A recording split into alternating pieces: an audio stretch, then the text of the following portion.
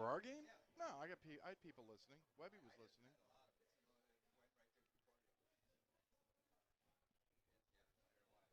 Okay. We're on about 1 minute. Talk to Webby.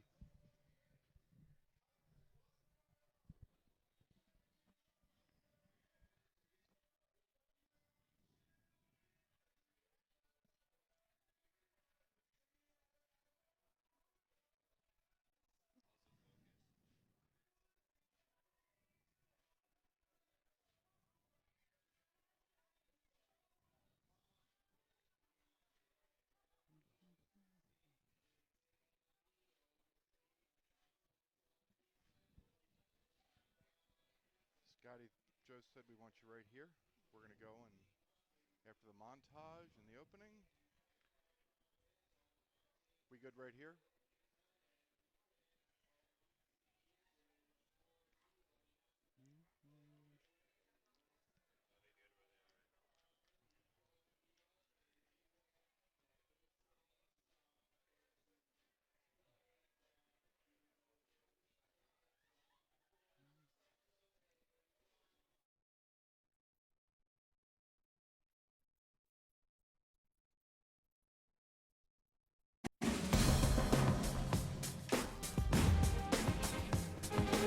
Today's game is brought to you by our corporate partners, the Courtyard by Marriott, the Forum of Fargo-Moorhead, Valley Imports, Matt Buss, WDAY's Extra, Richards Transportation, the MSUM Bookstore, Sanford Health, Gate City Bank, Mid-Continent Communications, Valley Pre-Owned, Moorhead Public Service, State Farm Agent David Eggers, Travelodge, Promotional Solutions, Pepsi, Pizza Patrol, Subway, Shucks Bus Service, Shields All Sports, and Minnesota State University Moorhead.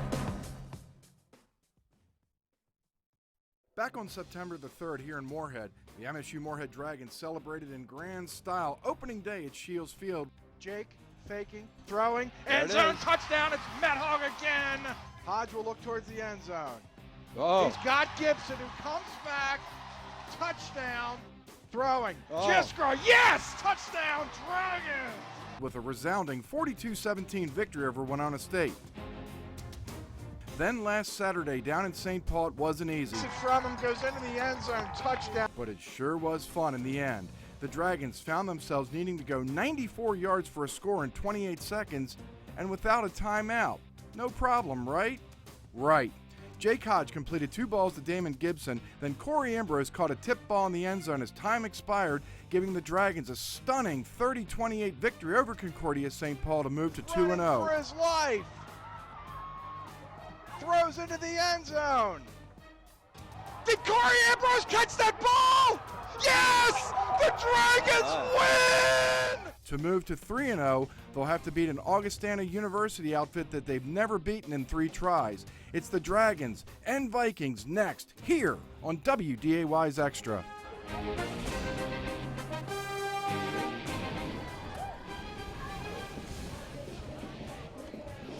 You are looking live at Shields Field here at Alex Nemzik Stadium as Minnesota State University Moorhead, WDAY's Extra, and Dragon Athletics are proud to present Minnesota State University Moorhead Dragons football. Today, it's the undefeated Dragons against the Augustana Vikings. It could not be a more spectacular day, and we expect some electricity on this side of the river as well. And good Saturday afternoon to you.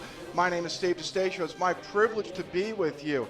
What can you say about these Dragons? A perfect 2-0 start, but they will get tested here today against an Augustana University squad that also comes in with an identical record of 2-0. And here to talk about that is my good friend Larry Scott. And first of all, going back to last week into this week, what do you do for an encore? Well, indeed, Steve, if you go back to the opening day win over Winona State, certainly the Dragons satisfied and pleased with that performance. And last week, a little euphoria with that rather dramatic victory at Concordia of St. Paul.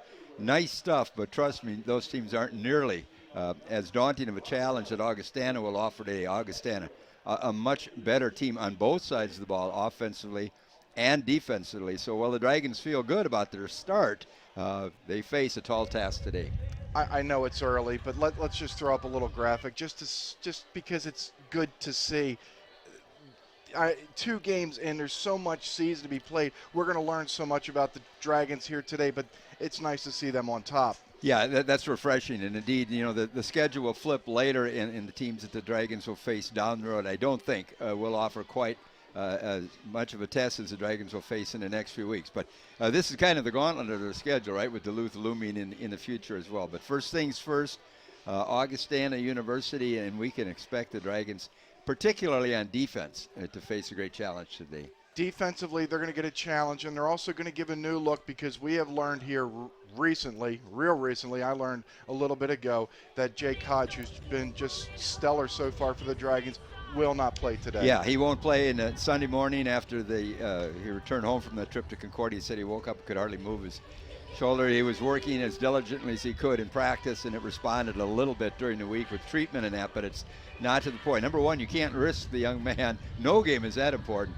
and they certainly want him down the road. So the hope is by sitting him today, they will have him for the rest of the schedule. No guarantees there either, but at least they are hopeful for that. I think the good news, Stephen, the Dragons will try to, yes, maybe you call him a backup quarterback to Demetrius Carr, but there are those, and I think you may be in that camp with me, that he would start at a lot of teams in this league. And in fact, we saw him in his coming out party 2 years ago in Sioux Falls, and he performed well after kind of a slow start. So we've always been anxious to see him. Obviously, it changes the Dragon offense a little bit, right?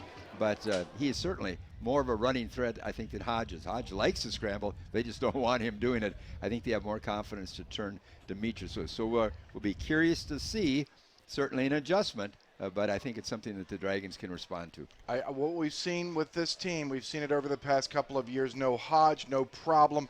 This is one of the places where they have this great depth, and it includes a quarterback. Yeah, and one thing you can do with Carr, your vertical passing game, you can go deeper in that. We talked to the coach today. He'll throw the ball further, 70 yards maybe, further than Hodge. Hodge isn't bad, but Carr has a cannon for an arm, so that will actually open up a few things for the Dragon passing game as well. But certainly we know Augustana will make those adjustments. Augustana, again, a veteran team, both sides of the ball. Secondary returns all 4 starters, so they are very seasoned on both sides, and a big test for the Dragon line too, because up front on offense and defense, Augustana is very solid. This is a football pregame show, our 8th here on WDAY's Extra, unlike any other. There's your tease. You're going to have to stay with us all the way to the top of the hour where the Dragons play Augustana University. I'll talk with Steve Lockway, gather his thoughts from last week, how his team will respond coming into today. You're watching live coverage of MSU Moorhead Dragons football, presented by Dragons Live on WDAY's Extra. TV here, TV there. Yes, it's TV everywhere. In the car, in a tree. Midco makes it easy, see? Mid-Continent's TV everywhere. Take some of your favorite programming, well, everywhere on your mobile devices. TV everywhere on the moon? Not just yet, but maybe soon. Mid-Continent's TV everywhere. Free with your cable subscription. Click happiestdevices.com.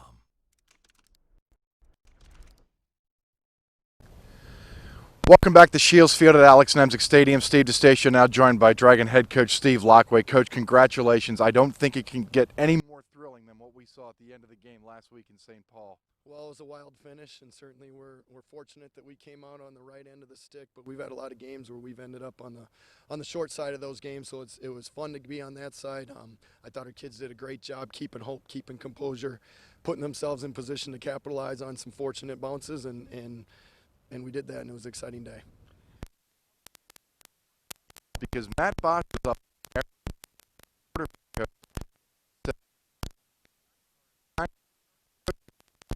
seconds time. Well, I think you got to fake it until you make it sometimes, and so I think we knew we had hope. We had the 3 timeouts after the fumble with 49 seconds. Honestly, I thought our blocked punt was our best option. We didn't get the punt blocked. Then we were hoping, could we get in position to throw a long throw with the great strong arm of Demetrius Carr. He's warming up. He can throw it almost 70 yards. So we knew if we could just get a few completions, we'd have a chance to at least play a bounce. We got closer than that, still played the bounce, came out our way. 2-0 now. What's it been like at practice this week coming off such an emotional victory? Well, I think it was an easier week this week to come back after the Winona State game. As far as it was a big win, certainly exciting, but I think our guys looked at the film, understood we didn't play great football. There's a lot of areas we need to improve on. We got to play better in to be able to win this week, and so I think that created a little bit more urgency, which was good. We had a great week of practice, one of the best we've had. Guys, our focus is it'll be exciting to see how we play today. 2 guys named Steve. He's Lockway, I'm DeStatio, hanging out talking football here as we get set to kick off against Augustana College. So now the stakes do go up. This is a team you haven't beaten, albeit 3 games in the Dragons' Vikings history. What makes Augustana College so good? Well, they are a solid football team. I think they're picked the next best team after that playoff pack, and so we've got our hands full.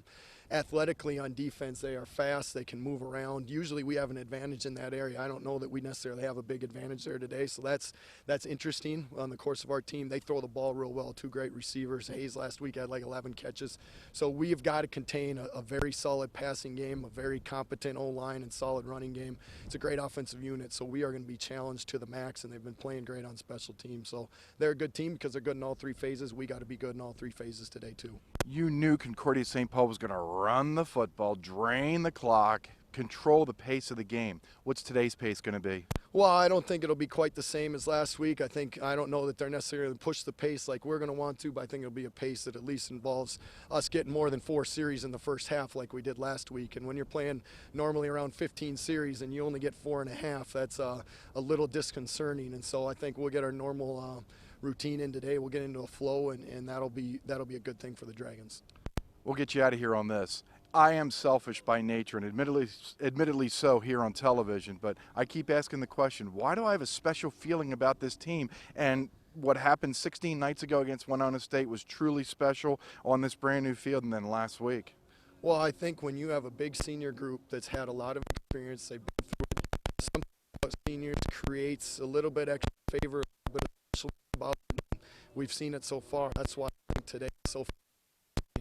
Will that continue to go? Will we be able to ride these seniors and that little special aura that's around them? We're at home. We've gotten some favorable breaks in just 1 game, and so hopefully the home field advantage continues to play out for us. Appreciate your time. Good luck today. Thank you. All right, we're back after this. You're watching live coverage of MSU Moorhead Dragons football on WDAY's Extra. Each day is a race against time. The winners are the ones who find time to laugh and play and dream. They celebrate adventure, friendships, and new opportunities. Scheels can help you with fashion that's timely, whether you're far away or close to home. This is your time. This is your year. Scheels.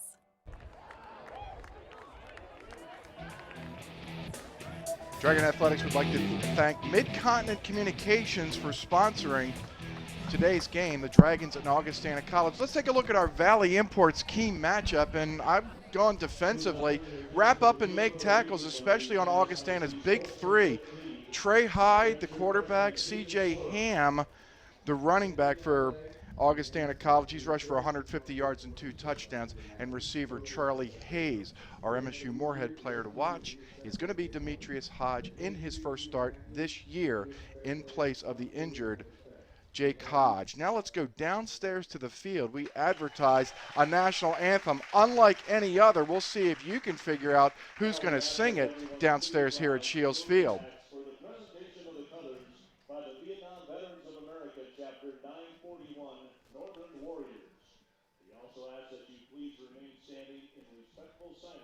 Following the anthem until the colors have been retired from the field. Today we have a very special treat for you. Performing the national anthem is the starting center for your defending regional champion Dragon basketball team, senior Isaac Seaweed.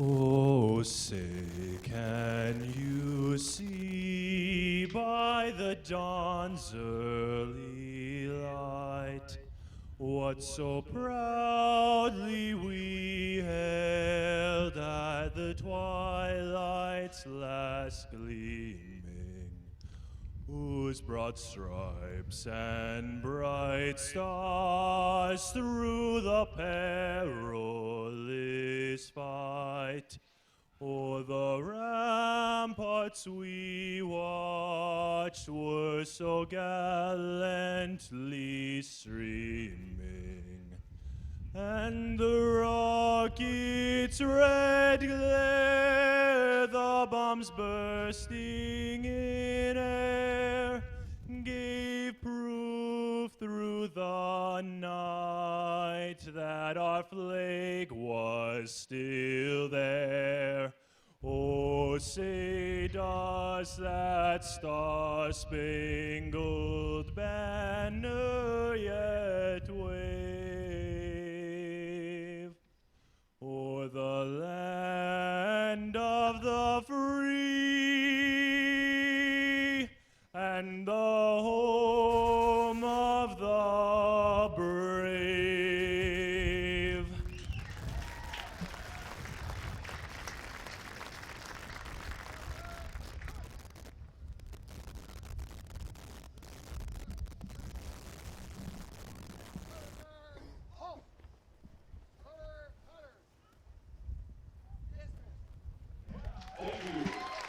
Welcome to Shield Field at Augustana Stadium for Dragon football. Today's matchup was sponsored by I knew earlier this week, Scotty, that Isaac Seatley was going to sing the national anthem, and that guy does not disappoint whether he has the basketball in his hand in the low post or a microphone in his hand before the game. Yeah, he's certainly outstanding student athlete in the true sense of the word, right? I think the people in the music department have told me how proud they are of him. It's almost like a tug of war because the athletic people feel the same way about him. But he has the ability and the desire to really balance the academics and athletics in the traditional sense, and it's fun to see because I think some of that has been lost in college athletics today, but not with Isaac. Very nice to have him here to kind of set the stage for tonight's this afternoon's game. Believe it or not, there was drama that unfolded during our commercial break after I interviewed Steve Lockway. Augustana University, they changed the AU back on September the 1st, won the coin toss. That means the Dragons have now lost 14 consecutive coin tosses, and if you were to go back before the first one, the odds of that happening are 16,384 to 1. Yeah. For what it's worth. It might be irritating. I don't know if it made a difference because the Dragons get the ball. I think that's what they wanted all along. Of course, by winning, Augustana simply deferred. The Dragons got their choice, what they wanted to start the game anyway. So probably a moot point, but maybe it says something about some of the luck that has been, ill luck that has followed the Dragons in recent seasons. Lucas Wainman out of Oviedo, Florida, is stretching and teeing the ball up at the 35-yard line. The Dragons are not only going to get the ball, they're going to get the breeze here in the first quarter. Just a picture-perfect day for football here at Nemzik. Augustana about to kick it off. Preston Prince and Zane Medhog deep for the Dragons.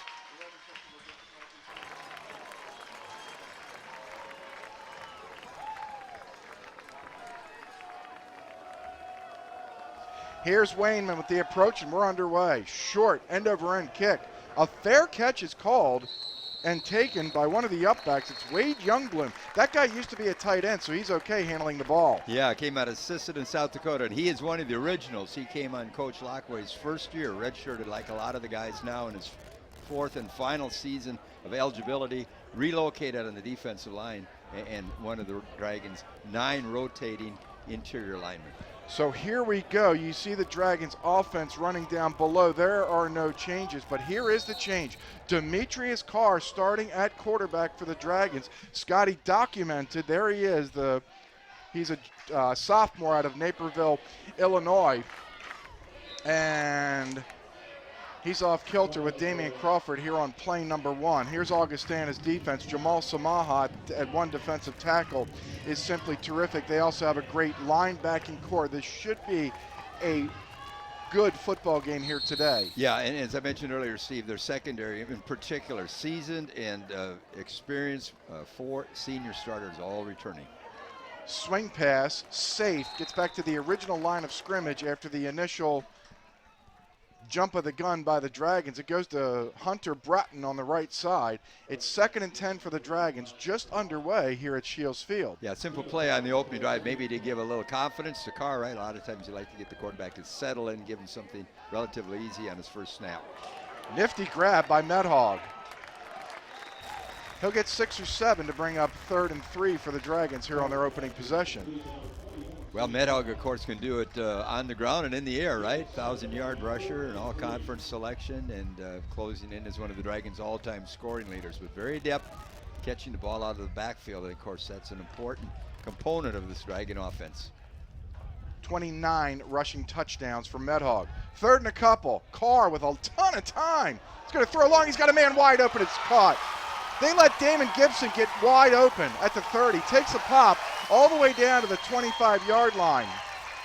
That's 43 yards, and that's a wide open Damon Gibson. Yeah, and hey, no rust on that game on Carr's pass, right? That was a rocket, a revolving rocket down there. They said before the game that guy can really stretch the field. That was a strike, Stephen. What I was impressed about, not only Carr's arm, the offensive line gave him all day from the Augustana 24-yard line. Here's Demetrius. You said he can run the ball, athletically gifted. He's run for over 201 game in his career. Yeah, he likes that. Of course, Hodge is not afraid of that. We know of him. He's kind of a nifty guy too, isn't he? But with his shoulder, and they certainly don't want to put Hodge's health at risk, so they try and tamper down his opportunities to run the ball. But I think they'll open it up a little bit for Carr. So behind the 8 ball again, 2nd and 11. Here on the initial drive from the 26-yard line. We've played 1 minute and 40 seconds. We've already had electricity here at Shields Field on the big 43-yard pickup to Damon Gibson. Medhog in the backfield next to Carr. Give, Medhog, not a lot. 3rd and long. There's Jamal Samaha. We just mentioned his name, and there's the big pop.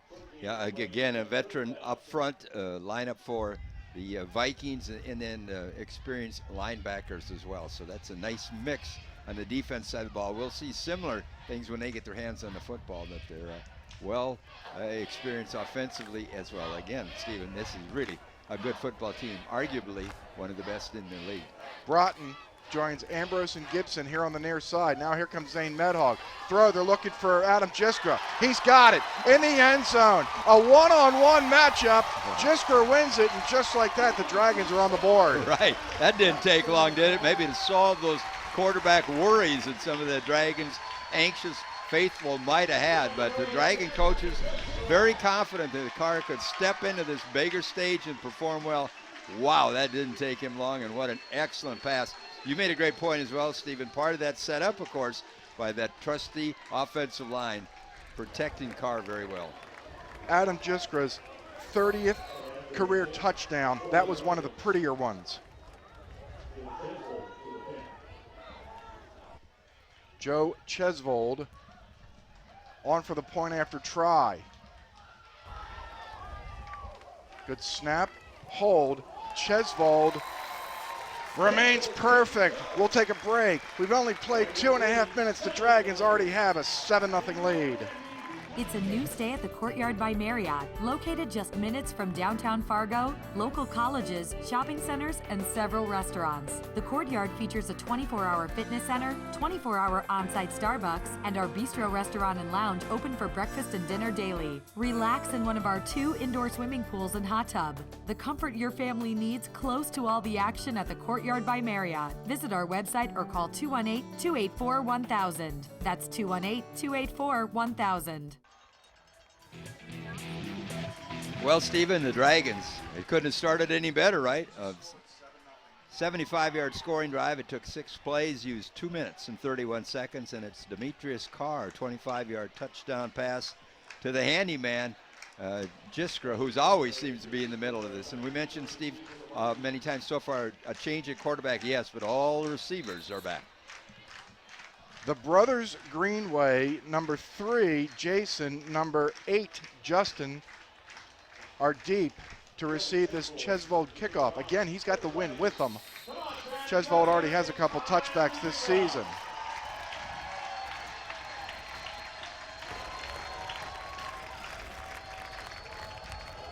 Chesvold with a big boot. Drives Justin Greenway 4 yards deep in the end zone. He's going to bring it out across the 10, 15. Watch out, he's loose. 20, 30, 40. Catching him from behind is Grant Ryer on special teams, a freshman out of Baxter, Minnesota. And Greenway with the 50-yard return up to the 46-yard line, as we're going to show you Augustana's starting lineup.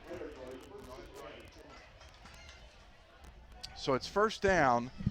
There's the offensive line for Augustana. Brian Long in the middle, 6'3", 270 out of Pierce, South Dakota. There's Charlie Hayes at one wide receiver, and the running back, C.J. Ham. Out of the pistol, Trey Hyde, 33 of 52. He already has 5 touchdowns. As he gives it to Ham, a flag is down, as Ham is going to lose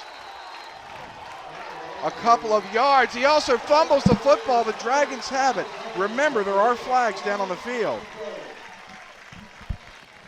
Hold the celebration.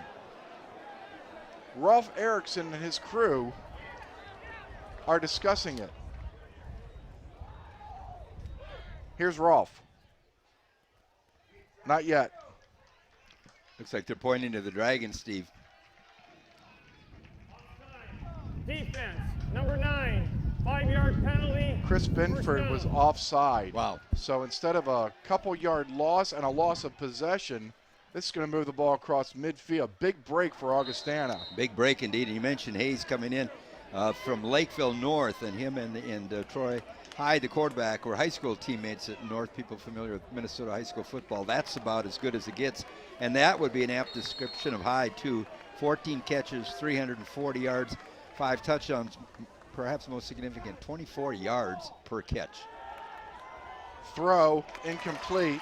There's Hayes. They were looking for him on 1st and 5. Yeah, and as Frank Darkin has said, this isn't like sideways football where they throw the little out for 3 or 4. I mean, this guy catches the deep ball, much like the Dragons like to throw.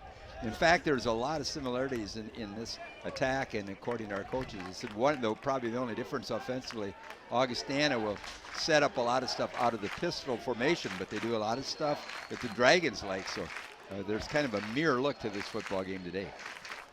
2nd and 5, Ham in the backfield. He'll get an opportunity here. And depending on the mark, real close to a first down. I don't know if we can get a shot, Alex and Joe, of the crowd. It's not the 3,800 that were here 16 nights ago against Winona State. There it is, Scotty.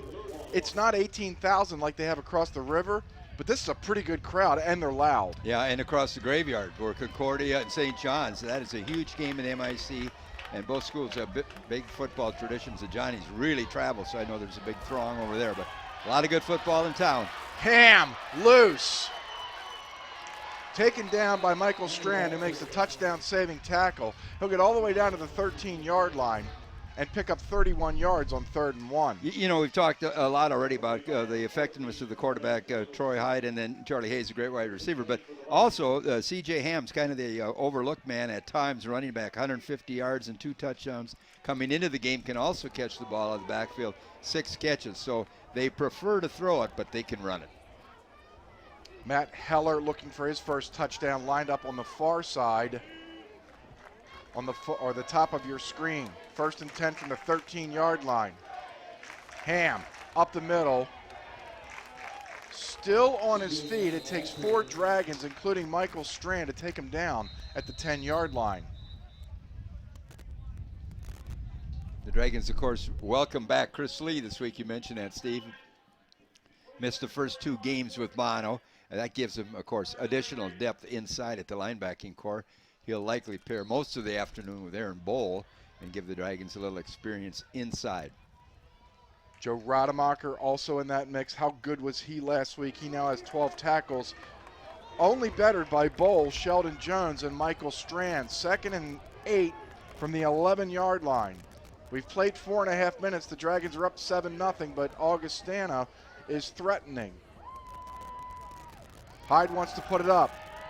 In trouble, and he's going to go down. He got clipped by Chris Binford, who already has an interception this year. He just got his first sack. Yeah, it was a few minutes ago he was flagged for the offside. Well, there's a little payback, a little redemption there, but the big sack. The Dragons bring some pressure that time, and they get to Mr. Hyde, and down he goes at the 20. Hyde saw Rademacher coming high. He didn't see Binford chopping at his ankles down low. The large crowd below us approves. It's 3rd and 16. You can hear the crowd now. 3 wide for Augustana. Hyde wants to put it up. Pressured. Jake Bussey grabs him, and he's going to go down. Bussey and Rurik combined for the sack. What another outstanding stop by this much improved Dragon defense. Yeah, you don't have to be a football savant to know how important a pass rush is, right? Trying to neutralize this very explosive Augie offense, and wow, pressure, back-to-back plays. Hats off to the Dragon defensive front. Lucas Wainman, who's 2 of 3. His miss was from 51. This is going to feel like 51 into the wind. This is a 39-yard try. Good snap and hold. Kick on its way, has enough. Wow. And he got it. Wainman hits, so each team scores on its initial drive. We'll take a break. 8:58 remaining first quarter. Both teams are going up and down the field at 7-3 Dragons. TV here, TV there. Yes, it's TV everywhere. In the car, in a tree. Midco makes it easy, see? Mid-Continent's TV everywhere. Take some of your favorite programming, well, everywhere on your mobile devices. TV everywhere on the moon? Not just yet, but maybe soon. Mid-Continent's TV everywhere. Free with your cable subscription. Click happiestdevices.com. Question for today. The Dragons recorded a school record tying 3 interceptions in the Dragons' first ever game against Augustana, which was only 5 years ago. Scotty, this is a thinking man's question. Since we started this segment, this Stump Scotty segment, your 12-1 was it Josh Jones, DJ Elliott, Eric Schomburg, or our favorite Alaskan, Robert Wilhelm? We'll let you think about it, and you fans at home who are watching think about it, and we'll check back with you in the second quarter. I've given you a couple layups. Not today. I'm testing your knowledge today. Oh, Lord, you gave me mountain this time. Wainman. It's going to be Preston Prince from the 13. Medhog with a block. Prince still on his feet. A more than interesting 12-yard return to the 25-yard line. Impressive so far was the Dragons' offense and their defense down low. You can almost settle for that three-point field. And credit to kicker, right? You've been through that, Stephen. You know, and you that was a great point you had kicking into the wind. That was no layup, that field goal, but he hit it true, of course, and carried through. So the Augie gets 3 out of that, but in many ways the Dragons have to feel pretty good about that stout response late in that drive to keep them out of the end zone. Augustana went 7 plays, 32 yards to get that field goal here. Just under 9 minutes to play. The Dragons wearing their gray tops and white pants. Here's Kane Griffith. Boy, I love watching that guy run. 5 yards, and maybe only should have gotten 2 or 3, but he kept moving and got a couple more yards. Yeah, and how important is that to have a guy like that come in to replace Medhog? It's almost like running backs 1 and 1A. There's no drop-off, trust me, when he comes in, and certainly he has been a great addition to this program. We've talked about it before, how he missed virtually his entire senior season, might have been overlooked a little bit. Found a home at MS and has been a big help. Needs to find a yard here. It's 3rd and 1 from the Dragons' 34-yard line under brilliant sunshine. Hard count by Carr, getting his first start since the Dragons lost, 48-46 at Mary last year in late October.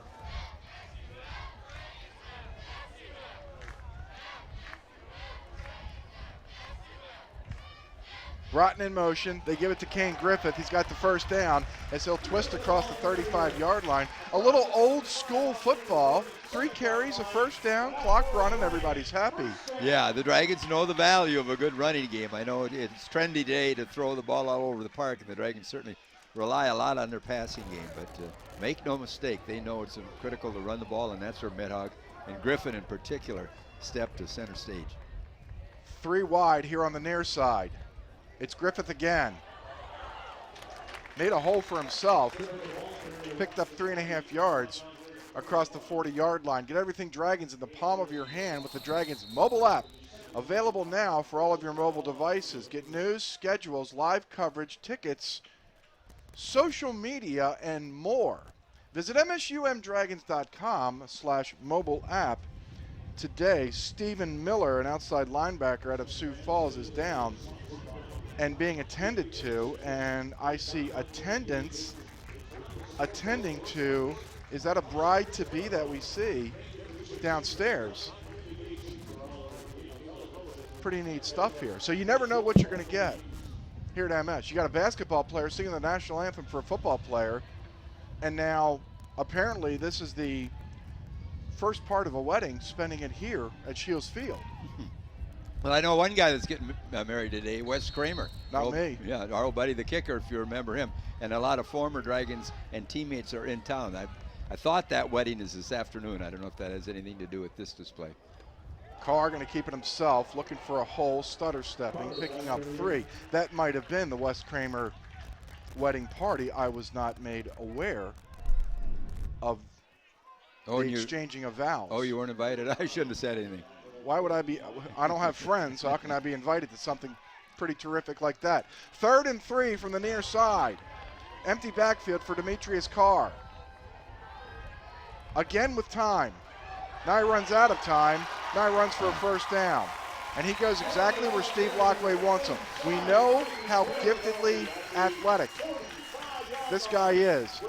But with no Jay Koch today, you got to get out of bounds. Yeah, and you know right now, I bet those Augustana defensive people, those wheels are turning and they're thinking, this is going to be one tough day. The Dragons have demonstrated already the ability to strike through the air. Now they're running the ball effectively. The Carr is settled in extremely well, looks very comfortable back there, and suddenly the Dragon offense hasn't missed a beat. How about Carr through the air? 4-4 for 81 yards. That's not a backup. Wants to put it up here. He's 5 for 5. Finds Griffith, who's loose. He fumbles the football too, and that's a Dragon turnover. Griffith did not protect as he got hit, and Augustana University will take over with 6:06 remaining.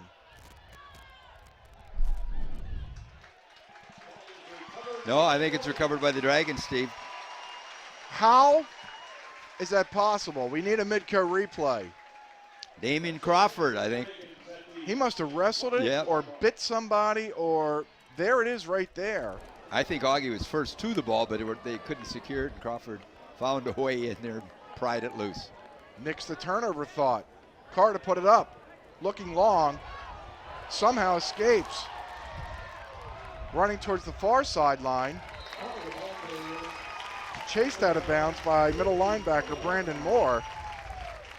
I don't see any drop-off at quarterback so far. Well, hey, this guy's pretty fun to watch, too, isn't he? You know, it was our opportunity to see him on opening day 2 years ago as a freshman when he started at Augie and by and large played pretty well. We didn't realize till after the whole thing was done he had a broken foot and missed the rest of the year. But so he's not brand new to this. He hasn't had many opportunities, obviously. And there is Mr. Kramer walking into a round of applause. The groom-to-be walking downstairs, and I can't think of a better way to start your wedding day than getting high-five and knucks from Scorch. I think we would just stay here if it was us. But I guess there's other things to come. 3rd and short as Kane Griffith remains in the ballgame next to Demetrius Carr. The Dragons need a foot. They're going to get it. Griffith's still on his feet. Now he's going to dive forward and pick up 5 yards. Update your Dragons pride at the MSU Moorhead bookstore. Get the hottest Dragon gear to show everyone your love for the Dragons. Go to bookstore.minstate.edu or click on the Buy Dragon Gear button on the Dragons mobile app today. In the red zone again, 1st and 10 from the 13-yard line. Demetrius wants to put it up. He's going to escape again. And he gets chased out of bounds again. There is starting to be penetration by Augustana, but Carr just seems to run away from it. Yeah, one of the problems, contain. You know, they talk about the edge. Don't let him outside. That's easier said than done. He's been able to get away, get out of danger a couple times. He did that time. And you have the feeling any minute now he's going to carry that one all the way to the end zone. This is the 8th trip in the red zone for the Dragons. They're 7 for 7, 6 touchdowns and a field goal. Would love 6 or 7 here. Griffith escapes a tackle and looks like he has enough for a first down. Well, that guy kind of grows on you too, doesn't he? He's got great quickness. He's got great balance. He can take a hit. He bounce off, go side to side, and find a way for a few more yards. And, man, he has certainly been the feature back on this drive and really made a big contribution. Short by a foot. Carr throws in the end zone. Gistra again, touchdown. They are a perfect 2 for 2, and the Dragons increase their lead. Well, what a passing duo we found with those two, Carr and Gistra. We told you before, even though the Dragons would be without Hodge, we didn't expect any drop-off at all in the performance of the Dragon wide receivers. And indeed, that's been the case today. They have been as reliable as ever, especially Mr. Gistra. So the Dragons, Stephen, strike again and grab a 13-3 lead with 3:34 left, first quarter. 4 yards officially on the touchdown. How about the call? Everybody thought Griffith was going to get the ball. Chesvold remains perfect. 3:34 remaining here in the first quarter in Moorhead. It's the Dragons leading Augustana 14-3.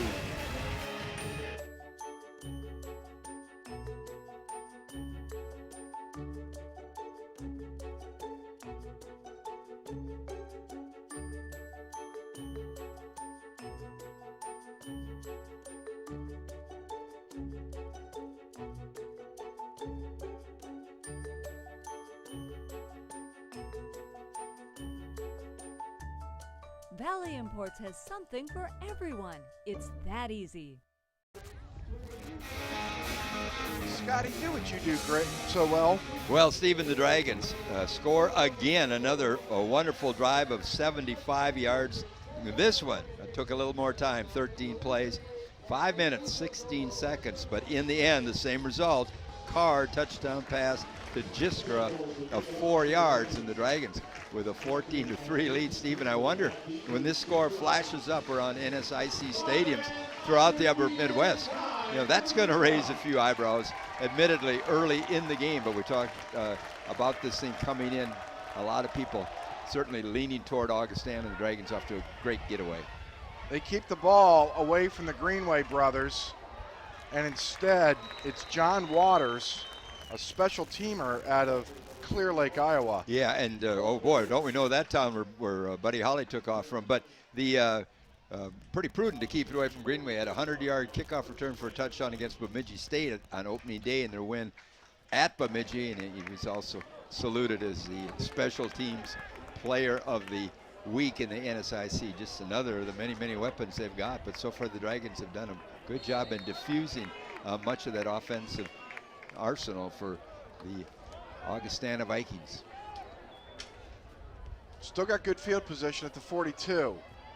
They give it to Ham, who's loose, breaks a tackle, and then stumbles down just shy of midfield. Want a front row seat to everything Dragon Athletics? Visit MSUMDragons.com for recaps, highlights, schedules, and more. That's MSUMDragons.com. That is the official home of Dragon Athletics. There it is on your screen. Below that is our score, 14-3. The Dragons lead it. 3 minutes remaining, first quarter. Steve DeStacio, Larry Scott, among others, here at Nemzik. Ham, on second effort, looks like he got the first down. Yeah, and that shows a little bit about the confidence, I think, in the discipline of Augustana, right? Even though they're down 14-3, there doesn't seem to be any panic. They're willing to move the ball on the ground, trying to probe the Dragon defense. We know how effective they are passing the football, but they have great confidence, I think, in their ability to go the length of the field, and certainly they picked up a first down right there. Offensive coordinator James Schrank, head coach Jerry Olszewski pondering their options on 1st and 10. They throw it near side. It's Hayes. Gets away from Sheldon Jones. Watch out. Hayes loose, being chased by Aaron Bowl, who's going to take him out of bounds. And now a late flag as Nick Eklund gets up and celebrates, as he was mixed up with one of the Vikings back here at the 35-yard line. Hayes, a great demonstration there about how to find some open area, right? He had a blocker ahead, read the block perfectly, and expanded that play by another 15 yards. But as you mentioned, there's a flag, a lane back at the 37, huddling up, and it would appear probably to be against the Vikings. Saw one of the Vikings, 66 long. Here's Rolf Erickson. During the run, illegal block in the back. Offense, number 85. 10-yard penalty from the spot. They got Jake Barcher, the tight end out of Alexandria, Minnesota. Whoa, wow. They couldn't have done that. A Cardinal would never do anything like that. Come on. My old Cardinals don't play dirty. So back the ball up. It's a 1-yard pickup. It'll be 1st and 9 for Augustana from the Dragon 44-yard line. The Dragons have scored on both of their possessions, Carr to Jiskra touchdown passes. And now a whistle, and I think, one of the Vikings moved. They're going backwards. Couple mistakes right now by the Vikings, and they started this drive pretty fluently, moving the ball on the ground, and then all of a sudden they get the big pass play. But during that, of course, they get the illegal block, and now the illegal procedure or false start, and suddenly it's 1st and 14. Hyde, this time with a lot of time. Was that ball intercepted? It was! Chris Binford with the anticipation, his 2nd interception this season. Wow, is he stepping up today? That is 2 huge plays. Moments ago, he had the sack that almost ended one drive, and now the great interception. Again, he's going to go against the top receiver in the league too, right? Great blanket coverage right on Mr. Hayes. Reacted well, no interference, made the catch, turned it upfield, and the Dragons blunt another drive by the Vikings. 100 seconds remain here in this first quarter. This is an Augustana squad, one of those old NCC schools that just marched into this league and took over. The Dragons are handling them so far. Here goes Medhog, loose. Medhog, 11 yards and a 1st down, finally dropped by Chad Curry out of Overland Park, Kansas. Yeah, you're probably not going to win the football game in the first period, right? But what a step forward by this Dragon offense and defense. And that's probably the beauty so far in the Dragons' performance today, both sides of the ball. Here's Miles Montplaisir. That's his first catch this season. This guy is a Dragon. Yeah, remember, North Dakota Athlete of the Year as a senior, helped Coach Lockway and his Deacons win a couple of state titles at Shanley. The first real prize recruit to come to the program. Came in as a quarterback, relocated later, used some at tight end, some at linebacker, a little bit at running backs, played anywhere they've needed him, stayed in the program the whole time. Is certainly one of the real leaders, and I know he has a complete respect of his fellow teammates, and he can make some big plays like he just did. And now he's trying to lobby. Here's Rolf Erickson. For illegal formation, 2nd down. I think Miles Montplaisir went over to our referee, our white hat, Rolf Erickson, said, hey, that's my first catch in over a year. Let it stand. Across midfield, clock running, 1:20 remaining first quarter. Dragons own it, 14-3. Montplaisir in motion. Here's Medhog, another opportunity. Not much there. It'll bring up 3rd and about 3. Yeah, now you can rest Griffin and go to Medhog, who is one of the Dragons' best running backs ever. And boy, that is certainly a comfort to the Dragon offensive coaches to have both those guys in your stable of running backs. It's a pretty tall statement too, especially with this rich tradition of running backs. There's Kane Griffith in the ball game. Swing wide. incomplete. The first misfire by Demetrius Carr today. It'll be 4th down and 3. What do you do if you're Steve Lockway? I don't see the punting unit coming on the field. Yeah, and he didn't miss that pass by much. He trying to hit it back out of the backfield and kind of one of those sideways passes near the Augustana bench, but it is incomplete. Now we're going to get 4th and 3, and the Dragons no intention of punting. 4 of 6 so far on 4th down. Carr, hard counting, 9 remaining on the play clock. Remember, they've used the pooch kick before, but that was with Hodge.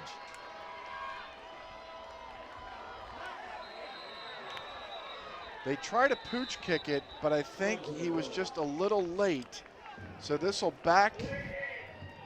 Number 2, 5-yard penalty, 4th down.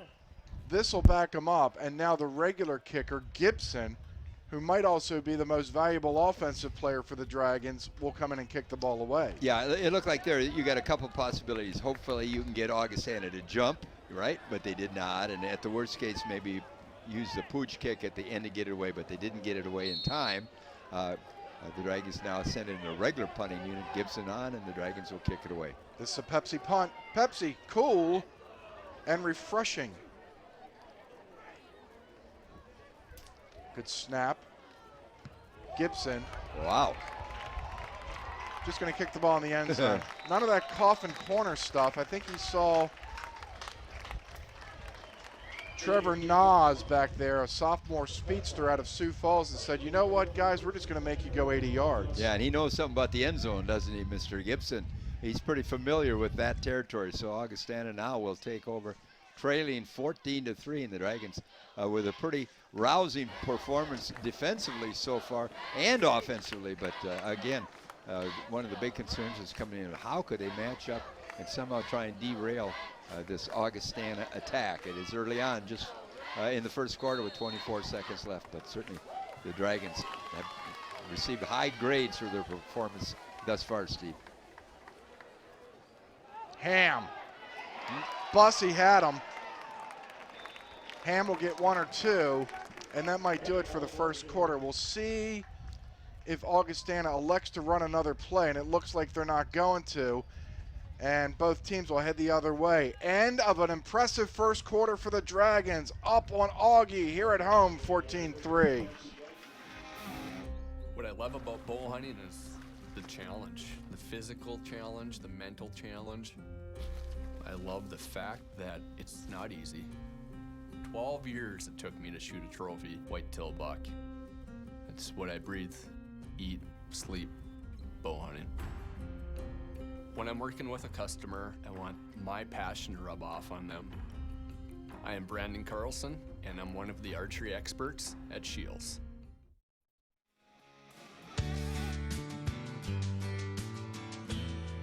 Around here, there's more than one way to live. And at Gate City Bank, there's more than one way to bank. We create banking to fit you.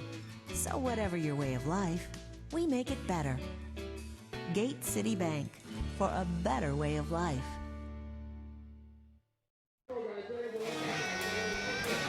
All right, Scotty, you have some first quarter stats for us? Well, let's take a quick look at the numbers, Stephen. The Dragons so far. Total yards, 173. They've limited Augustana to 43. Very, very encouraging. The Dragons.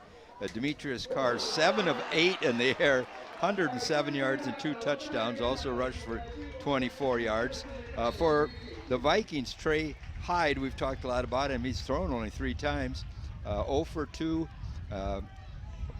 Check that, just thrown twice, 0 for 2 with an interception.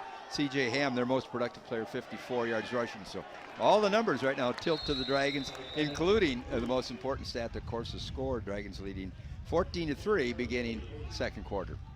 There's a first down as they find Hayes over here on the near side.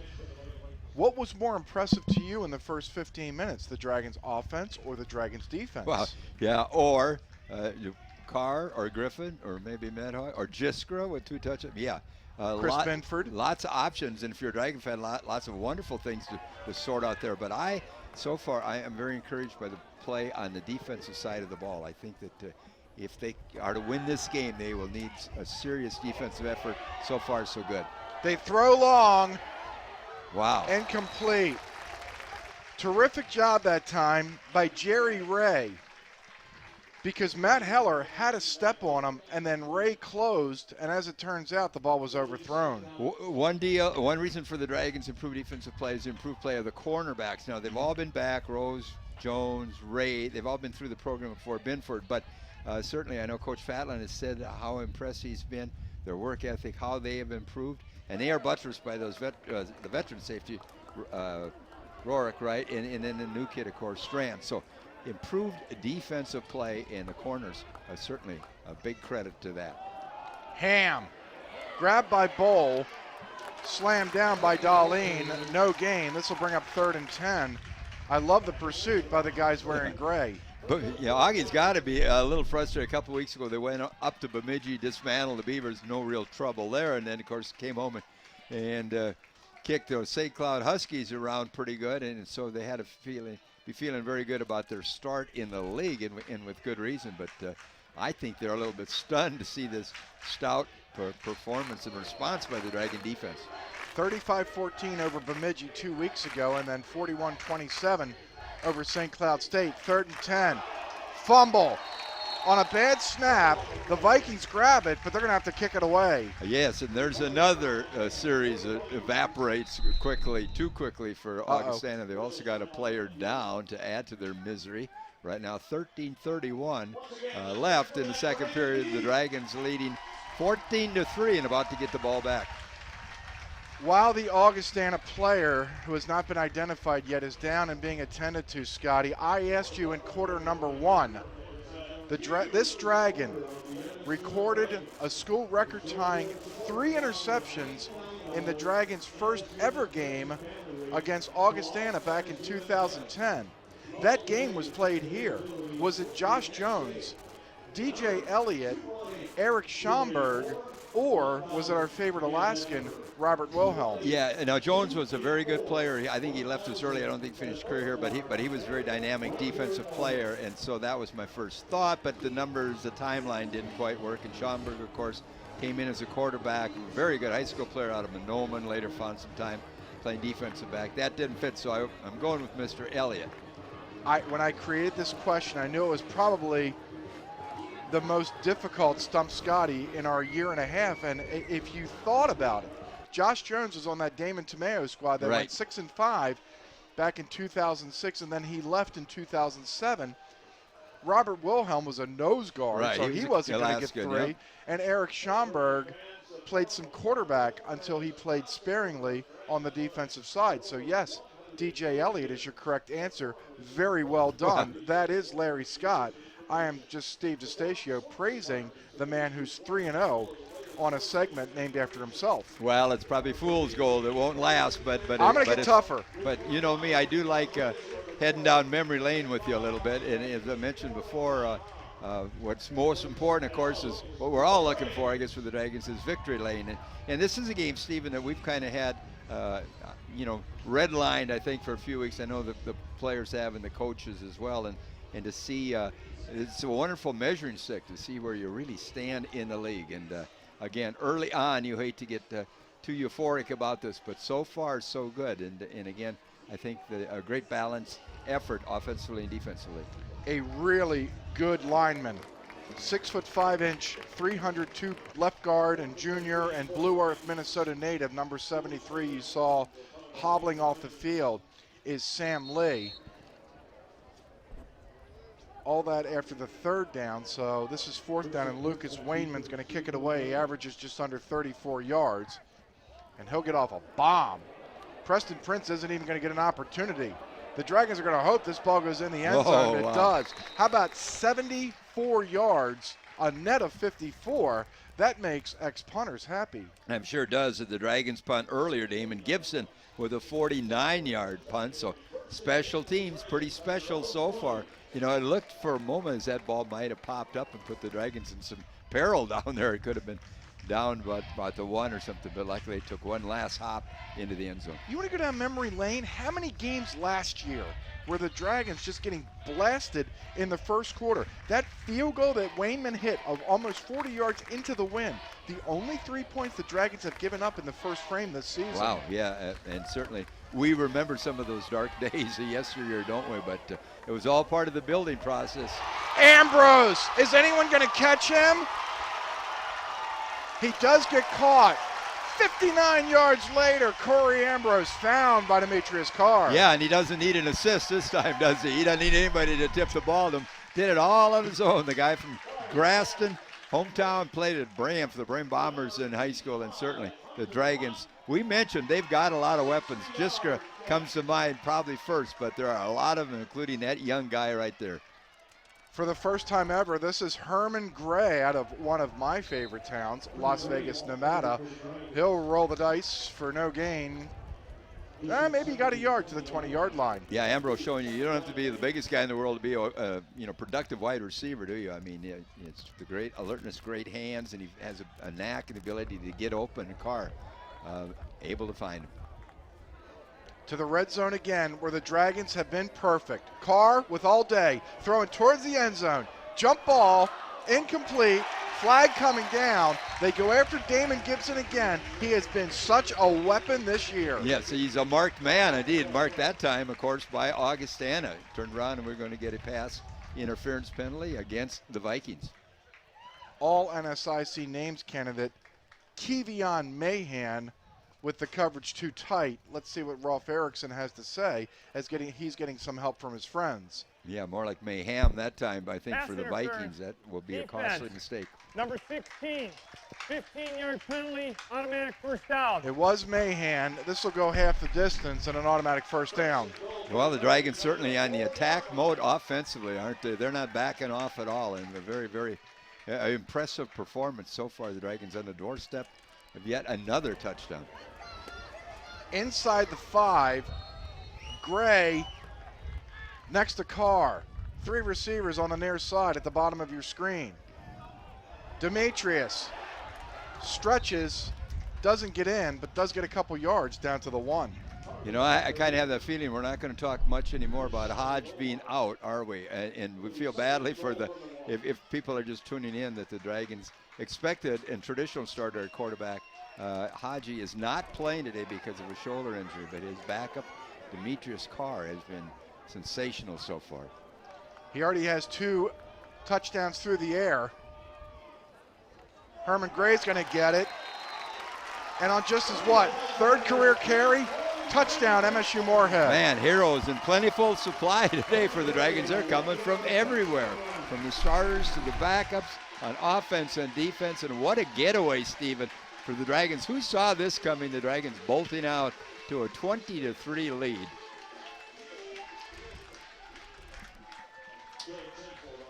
Chesvold on for the extra point try.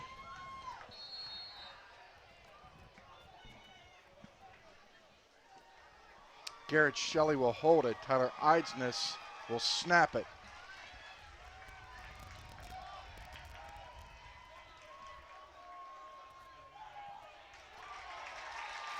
Swish. 11:44 remaining in the first half. It's all MSU Moorhead so far.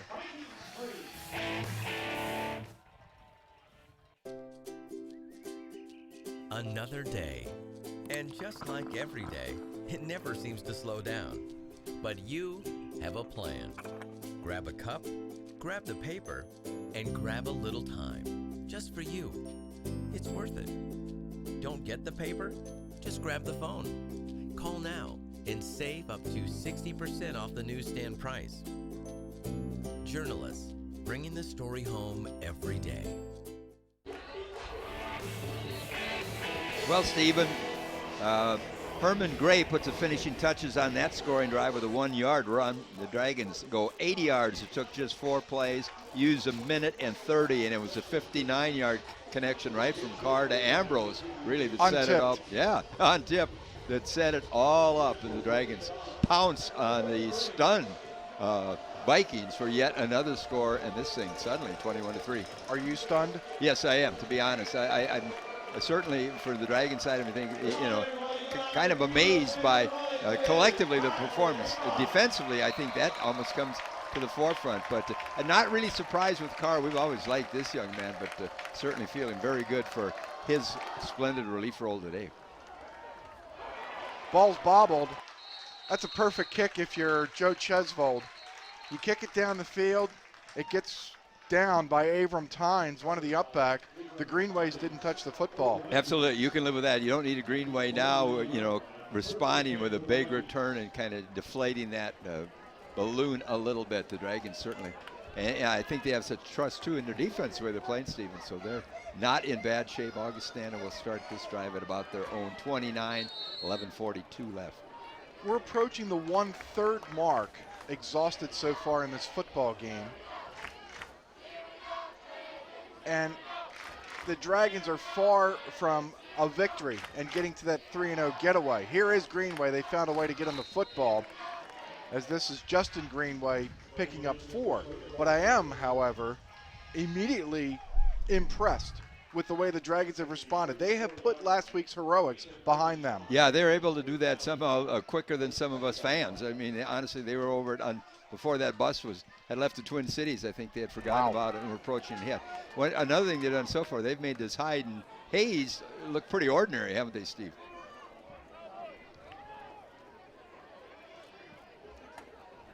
Second and 5.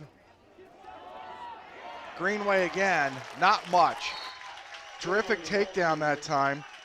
There's Connor McCarthy. We talked about the depth at quarterback. We talked about the depth at running back. How about linebacker for the Dragons? Yeah, they're 4 or 5 deep, aren't they, with Rademacher and McCarthy and Bowl, and now getting Lee back. And in today's game with that's played at such a often furious pace, depth is probably even more critical than it's ever been. 3rd and 4 for Augustana. Greenway remains in the ball game. Hyde, just 1 of 4 so far. Wants to put it up. Being chased. He'll get the first down. Boy, with some extra jets too. And now on flag, Chris Binford. There's the hat trick. He has a sack, an interception, and now a late hit. Yeah, that time, credit to quarterback Hyde. He couldn't find anything, and so he took it into his own hands, or own feet, if you will, and sprinted down the sidelines in front of the Augustana bench to get the first down. And now he'll get the benefit, the bonus of another 15 yards. So that time, one of the few plays so far, the Dragons unable to come up with that big stop on defense. But give the quarterback some credit, too. You know, they practice, right? They work at it, and so there's times you need to tip your helmet to them when they make the right plays, and that's why that he is certainly so respected around the league. That's a 20th Dragon penalty this season, approaching 200 yards. Minnesota Duluth has just 15 yards penalized so far. Hyde in trouble. Somehow gets the ball off. That was dangerous. It goes for -7, but Hyde is lucky that ball wasn't picked up. Jordan Meyer, a big tight end out of Elk River, Minnesota, makes the catch for -7 yards. Here it wasn't worth that, I know that. But, yeah, he just got, as he's getting wrapped up, he just wanted to unload him, and he dumped it off to his tight end who happened to be in the area. But he was not alone, Rademacher, right there. And as you mentioned, it's a loss, so the scoreboard would call 2nd and 16. A reception, yes, but negative yards. Hyde, 2 of 5 for a yard. 2nd and 17. Hyde, screen, Greenway. They got him a football again. He's going to be chased down from behind by Jake Bussey. They got a lot of it back. 15, in fact, sets up 3rd and 2.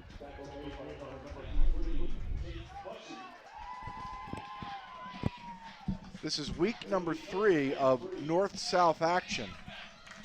All the 8 teams from the north playing the 8 teams from the south. There's going to be a total of 32 games. We're at 16 so far. The north has won just 4 of them. The Dragons have 2 of them. Looking for number 3 today. 3rd and 3 from the Dragon 31-yard line. Dragons rush 5. Hyde looking for the end zone, overthrown. Terrific coverage down the far sideline as Michael Strand was toe-to-toe with Matt Heller. Yeah, you talk about usually the belief is that the strength lies in the south with MSU, Mankato, Sioux Falls, and Augustana. Remember this Augustana team, I think, Stephen, took Minnesota Duluth to overtime a year ago. And, of course, Minnesota Duluth is the chosen one, the one that's picked by everybody to win the North. But the Dragons are thinking, not so fast, sir. It is early on. But the Dragons know that the Bulldogs will be here in a couple of weeks. First things first. Duluth and St. Cloud have the other 2 victories. 4th and 3 for Augustana. Hyde wants to put it up. Throws complete. That's a first down. Chris Binford provided the hit, but Heller made sure he got to the 25-yard line, stretching for the first down. When you said stretching, I thought, whoa, it was almost a little danger added out of that play, but he was able to maintain a possession. But had another Dragon been in that area when he was stretching out like that, he could have maybe popped that thing loose. He did not. Binford, as you mentioned, interesting, been all over the field. Certainly been involved in every part of this football game today. The Dragons have 166 yards through the air, 238 total Augustana, but 77. But they're threatening again.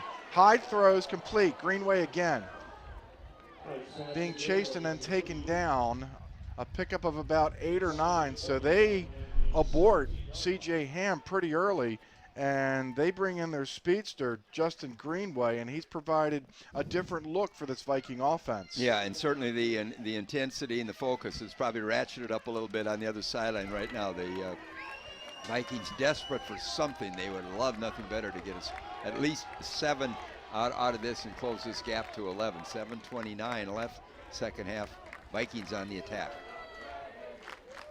Midway through the second quarter, Vikings threatening again. Greenway grabbed, not taken down, avoids a second and a third tackle. Garrett Shelley, Abe Rorick make the tackle, but Augustana putting together a pretty good drive here that now find themselves at the 12-yard line with a new first down. Yeah, it took a few Dragons to get a paw on him that time. I think it was Shelley finally that took him down, but the Vikings certainly their most effective drive of the football game right now.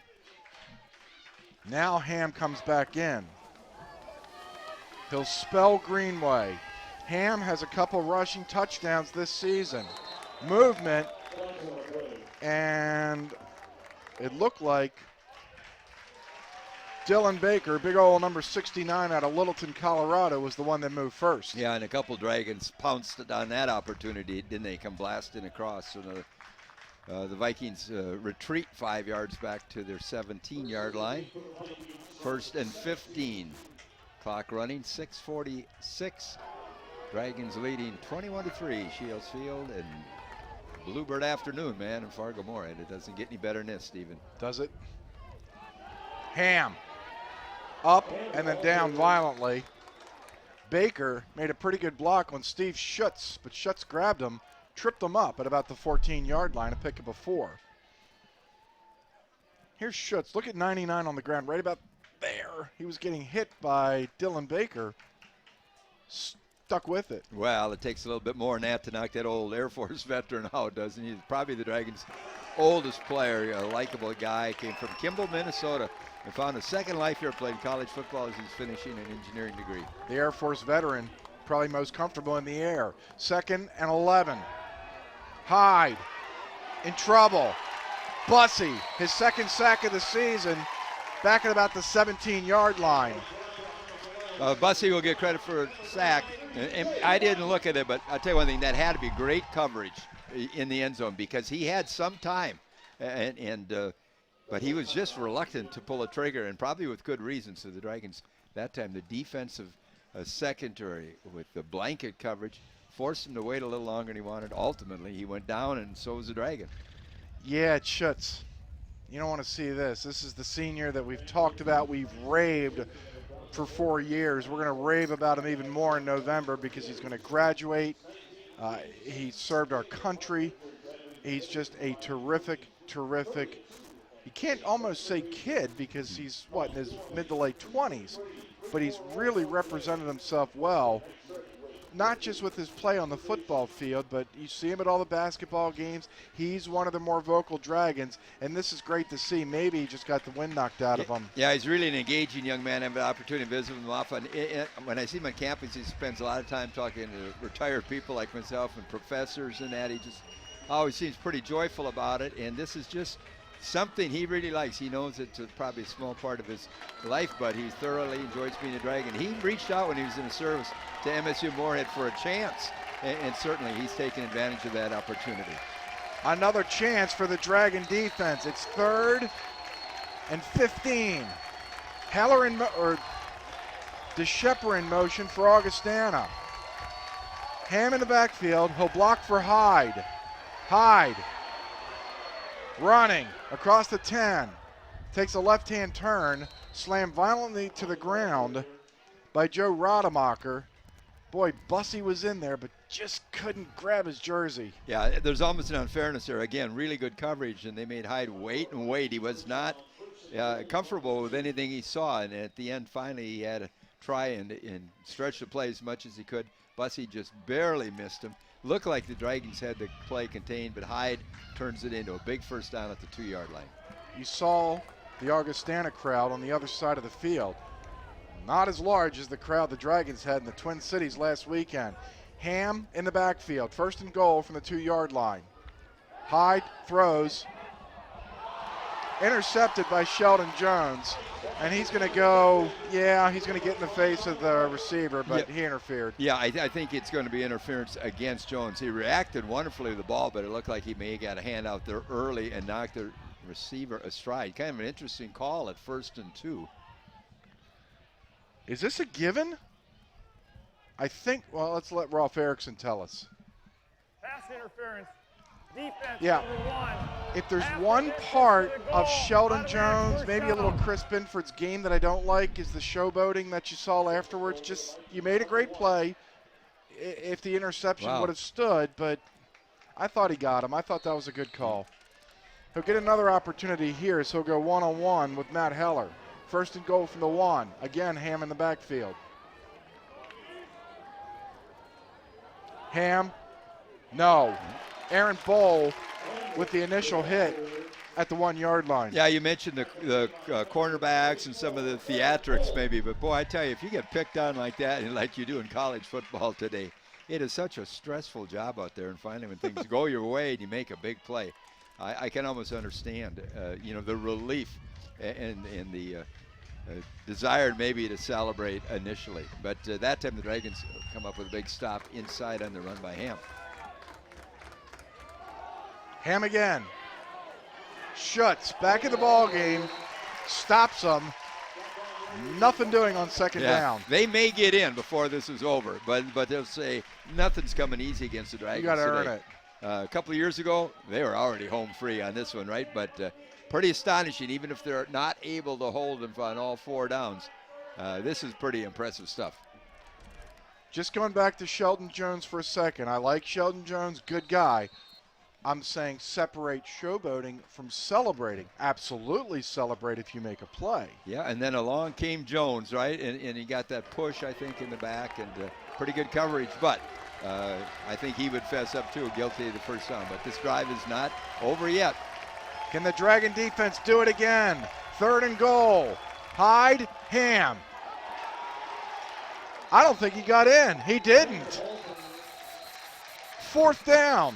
Aaron Bowl in there again. Yeah, how exasperated does Augustana have to feel? My Lord, they're thinking, these are the Dragons? Come on, we can't even score. We get down the 2-yard line. It came pretty easy a couple of years ago against this same team. Just shows the maturity and strength and how this program has developed and how much the defense has improved over the years. If they can make this stop, 4 tries from the 1-yard line, this might be as impressive as what we saw at the end of last week's game on offense. 4th and goal from inside the 1.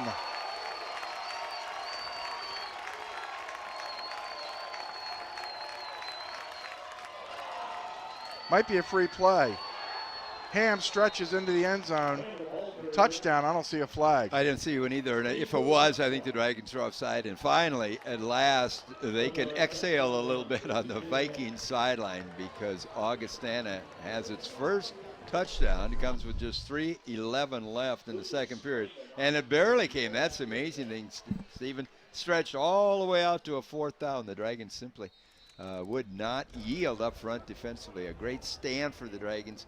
yes, Augustana does finally score, but it says something about the tenor of this football game. Wainman hits. We'll take a break. 3:11 remaining first half. The Dragon lead is now 11.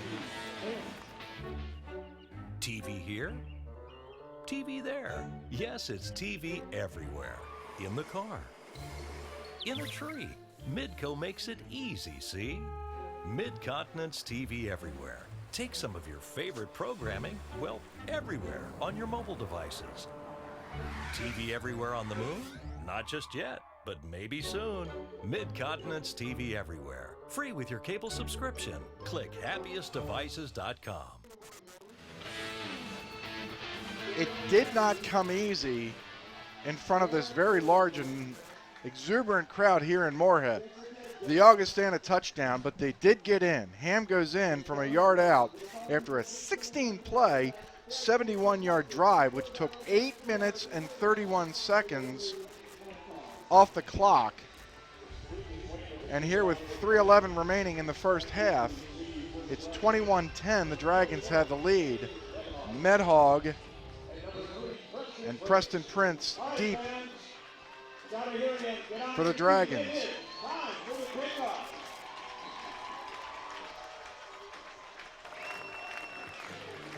Again, the ball blows off the tee.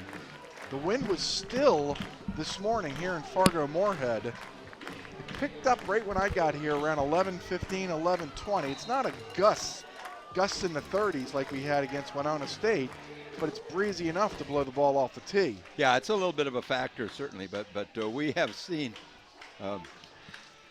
things a lot different in other years, haven't we, Stephen, here with the winds coming up and down the field. So not a big factor, and the Dragons now clinging to that lead, 21-10, and about ready to get the ball back.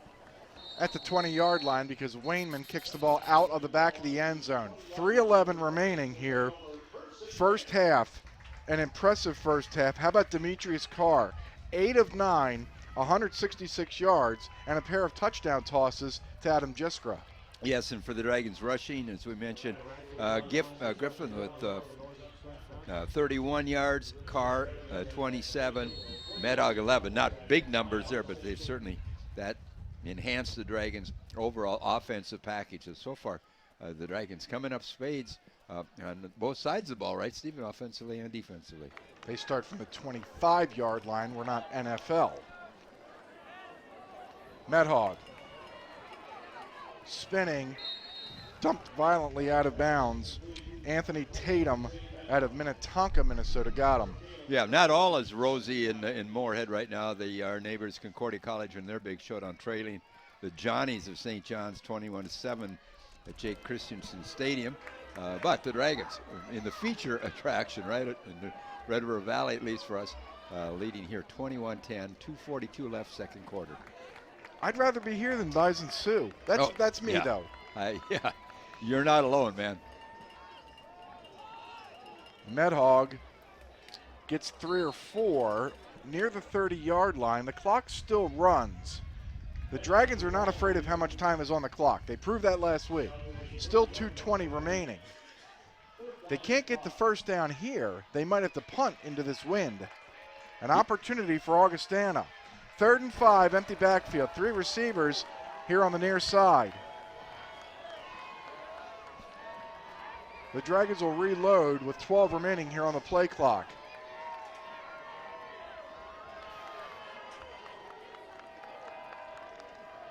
Medhog in motion. Carr looking. Medhog's wide open. 45-40, and he'll go down at the 33-yard line. Yeah, that shouldn't happen. I'm sure that's the thing in the Viking fans. He came in motion that time, 37-yard pickup, and that is big. It keeps the drive going, for one thing. As you mentioned, Augie desperate to get the ball back. If they could have come up with a stop there, they would have had one more chance. Now, not only do the Dragons retain possession, but they're all the way down to the 32-yard line of Augustana. 96 ticks remaining first half. How cool and collected did Demetrius Carr look? That's not a backup. Man. Yeah, he looks so comfortable back there. Again, this is a guy that's only started a few games for the Dragons. But, man, he looks at home today. He has Jisker again. Did Jisker just drop a ball? That might have been a first. If it did, yeah, that would be a first. And in fact, it even looked like it was bobbled, and then Viking was in the area and couldn't come up with it either. Here's our Mid-Continent instant replay. Thank you, Mid-Continent, for sponsoring these great replays, as well as sponsoring our football game here today. $1:20 remaining here in the first half. The Dragons' lead is 11. They want more from the Viking 32-yard line. Carr, quarterback draw, gets popped and then goes down as he picks up 3. The Dragons appear as if they're going to run this thing down inside a minute. One thing they want to do is assure themselves that Augustana University is not going to get the football with a lot of time. Empty backfield, Hunter Broughton in the slot, up top, along with Adam Jiskra. Griffith in motion. Swing it to him. Nothing. Terrific one-on-one tackle made that time by Stephen Miller, who was injured earlier today. The clock continues to run. It's 4th down, and Steve Lockway's just going to wait. One of the few times you see Lockway, now he's going to take the timeout. We'll keep it right here. One of the few times that we haven't seen the uber-aggressive Steve Lockway. He wants to make sure he goes into the locker room up at least 11. Yeah, I think you want to make sure if anybody's scoring at the end of the half, it is only the Dragons that have that opportunity. You don't want to give the ball back at all to Augustana if you don't have to. So now you sort out your options. As you mentioned, Steve, the ball is at the 30, 4th down and 8, and just 16 seconds remain of what has been a delightful first half if you're a Dragon fan, and something kind of a stunner for those that motored all the way up from Sioux Falls today to watch their Augustana Vikings. And I don't think a lot of people around the league saw this coming either. As I mentioned earlier, this is sure to raise a few eyebrows when people go surfing through that NSIC scoreboard. This is still a really good Augustana football team. They might be stunned, but we kid you not, they will bring it in the second half with a little more vigor, will they not? Yeah, we're not crazy. We know there's a lot left, and you know a lot can happen to football. Like Coach Lockway said last week when he got the text from one of his family members, said, sorry about the loss today. So he goes, wow, somebody gave up on him a little bit early with seconds to go. We've seen some stuff. All we had to do is look back 1 week to know any crazy things can happen. So lots of football left, but certainly a very promising start to this football game for the Dragons today. Jerry Olszewski sees what Steve Lockway has in mind, and now he's going to take a timeout. So we'll sneak away. 16 seconds remaining in the first half. The Dragons are up 11. Mr. Goldman loved his family a lot, didn't he, Dad? He sure did. That's why he had State Farm life insurance, like you. So his family never has to worry, right? Mr. Goldman didn't have life insurance. Why not? He's just a goldfish. Ignore him. Call State Farm agent David Eggers in Moorhead today so your family won't have to worry about whether you have life insurance. We put the life back in life insurance. Okay, 16 seconds remaining, 21-10. Steve Estacio, Larry Scott. The Dragons face a 4th down and about 8 from the Augustana 30-yard line. Preston Prince into the ball game for the Dragons. Miles Montplaisir, a big body, in a tight end. Yeah, certainly the Dragons have a lot of options off this formation now. Carr back behind center, as we mentioned, filling in for the injured Jake Hodge today, and played very, very well so far. Look down at the bottom of your screen. Jisker in a one-on-one with Avram Tynes. Carr looking that way. Now he throws. Tipped away at the last moment. Terrific defensive effort by Trevor Nas, sophomore free safety out of Sioux Falls, South Dakota. So Augustana holds, and now with just 9 seconds remaining in the first half, Steve Lockway gets his wish, we think, going into halftime up 11. Yeah, even though they misfired on that, that's certainly no dishonor in that. But the key of that time, the defensive stand that time, by Augustana. They needed that. The Dragons can live with this lead, but had Augie given up something else, that would have been really damaging. And now, as you can see, Trey Hyde is just going to take a knee, and that's going to do it for the first 30 minutes here at Shields Field at Alex Nemzik Stadium. The Dragons will take an 11-point lead into the halftime locker room. Stay tuned. Coming up after this commercial timeout, we'll have your latest MSU Moorhead halftime news break. We'll have highlights, stats, upcoming schedule, and maybe a look around the NSIC scoreboard. 21-10, the Dragons lead it, and you're watching live coverage of MSU Moorhead Dragons football, presented by Dragons Live on WDAY's Extra.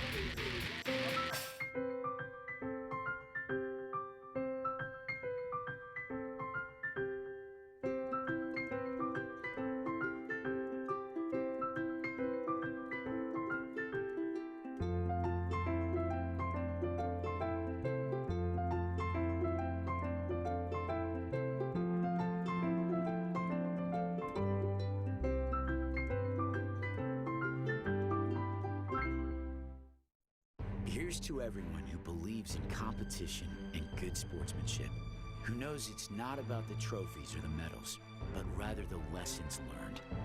For those who understand, it's not whether you win or lose, just that you give your best. So go ahead, lace them up.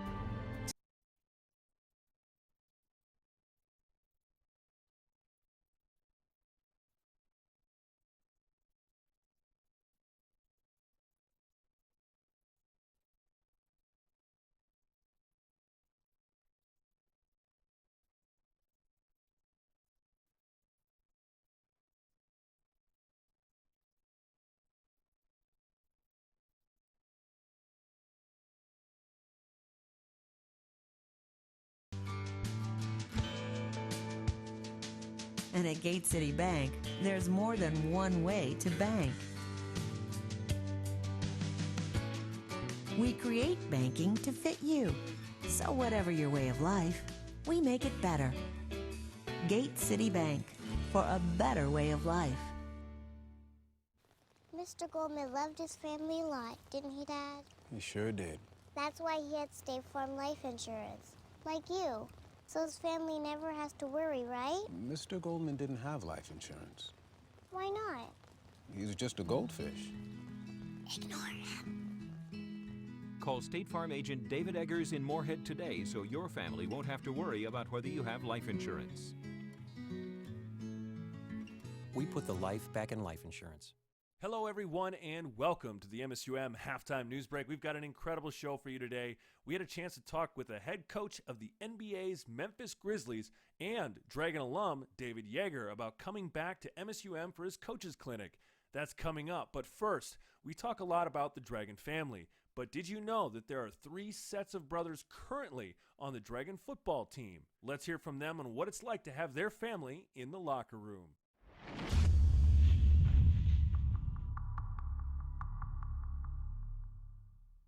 All right, my name is Anthony Benford. This is my brother Chris Benford. Then we got the Bix brothers. And then we got the Ray brothers over here. We were the first brothers here. What happened was we had an old coach that used to coach here. He recruited my brother. Then he seen me on some plays and was like, "Hey, are you guys related?" And then he started talking to my brother about me. And then we both got recruited. I learned about this school from Chris and Anthony Benford. I fell in love with the program that they had here, and I had to tell my brother about it. And Coach Kittleson recruited me, and I already had the idea of coming here because my brother was here and my cousins were here. I was at the NDSU camp, and I was talking with Coach Hunt. And I was like, "Dang, that's a pretty cool coach." And apparently they tried to call me a bunch, but I didn't hear them. So then came to my school and cornered me, and they started talking to me about it. I was like, "Hey, that sounds like a kind of cool place." And I came on my visit. You know, it was one of my last visits, and when I got here, I knew it was the place I had to be. When they started recruiting me, I had kind of already been around, been up to a lot of the games to watch Jack, and it's just such a great program. I decided this is where I wanted to come. It's just a lot of fun to have my brother around. It's cool because I grew up with him. So, I mean, he worked out with us this summer. He lived with me, and kind of felt like I had to take him under my wing just because I'd already been up here and I kind of knew the system. And I really like having my little brother here. Actually, To be honest, he is better than me. We're in this life thing together. Like, we're doing it together. So it's good to have someone by your side that you've been growing up with to just help you through life, help each other through life. We've been playing together for a long time. I can remember since we were like 6 years old. So I like teaching him, letting him know what he's doing wrong and help him improve because I can still see his potential. I feel like it's a competition. If I see him make a good play or out here doing extra drills, it makes me want to be better than him. You know, the older brother always teaches the little brother new things, and it's always been a deal that the little brother should always be better than the big brother. It's nice to have something to work toward. I want to get to that point, and then I want to keep working, you know, just be as good as I can. On and off the field, there's a connection that's built, and you know, there's already connection within the family or whatever, but you know, it's always good to have that extra teammate that we can consider family. I feel like the whole team is as a brother together. You know, we treat each other the same. I don't treat him better than anybody else just because we're blood brothers. I treat everybody the same because, you know, now I'm on this team. I feel like we're all brothers and we're all family now. I mean, I think it's cool to see so much, you know, family on the same team because it kind of shows that, you know, the older guys get here and we just love this program so much.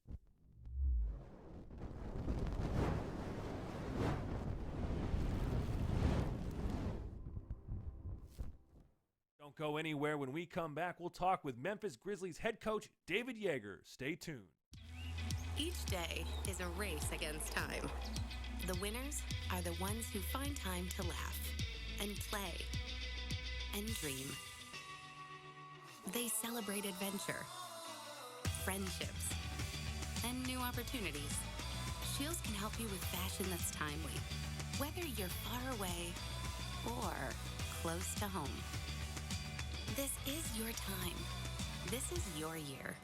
Shields. Here's to everyone who believes in competition and good sportsmanship, who knows it's not about the trophies or the medals, but rather the lessons learned. For those who understand, it's not whether you win or lose, just that you give your best. So go ahead, lace them up, take the field, have fun, and play. For the experience, for the memories, for the love of the game. Shields. Welcome back to the MSUM halftime news break. Only 30 schools in the country can say that they have an alum that is a coach of an NBA team, and MSUM just happens to be one of them. David Yeager heads the Memphis Grizzlies, but grew his roots here at MSUM, which brought him back for a special coaches clinic right here in Nemzik Fieldhouse last week. Here's more. I never thought, even when I was in the minor leagues, that, you know, it was the NBA. I didn't even think about it, let alone then, okay, we had a little bit of success, and well, maybe I can, you know, somehow get into the NBA. Never in my wildest dreams you ever think about being, an NBA head coach. But that's exactly what David Yeager did. He worked his way up through the coaching ranks and eventually landed in the league. Now in his third year as head coach of the Memphis Grizzlies, Yeager was excited for the opportunity to return home to MSUM and see his old program thriving. Oh, it's great. It's a great atmosphere. The energy is fantastic around campus. The facilities look great, and certainly there's a buzz about the program, the success that they've had, and just building it back to being an elite program, playing in the Elite Eight. And you got to give credit to all those players that worked hard, that got them there, but also the guys that laid the foundation for it, 4, 5, 6 years ago for this program. And certainly the coaching staff has done a tremendous job. The athletic department's done a great job. I mean, this place looks fantastic. The facilities look great, and then also the community. And it's all four parts have to work together: the community and the support, giving the school the resources to go out and recruit and build their facilities is just it's a really good feeling and neat to really see. It was also really neat for a lot of local coaches to see Yeager in the area as he put on his first ever coaches clinic. Even though he's well versed at talking in front of the cameras, he admitted to being a little nervous in front of so many familiar faces. You can speak to a lot of different groups, and I don't get very nervous. I think when you're speaking to people that you know, I want to do a good job, and I put a lot of pressure on myself. And you look up and there's a guy I played for, there's my dad, or there's coaches in here that when I was a player, they were coaches on a different team. Guys that I played against or played with in high school, played with or against in college. I see a college roommate in the crowd. I mean, it's going strong. It's just a really neat deal because it's all good people up here. It's just an area where it's a lot of small town people with small town values come to live, and it's really neat. And the energy's been great, and the support is fantastic.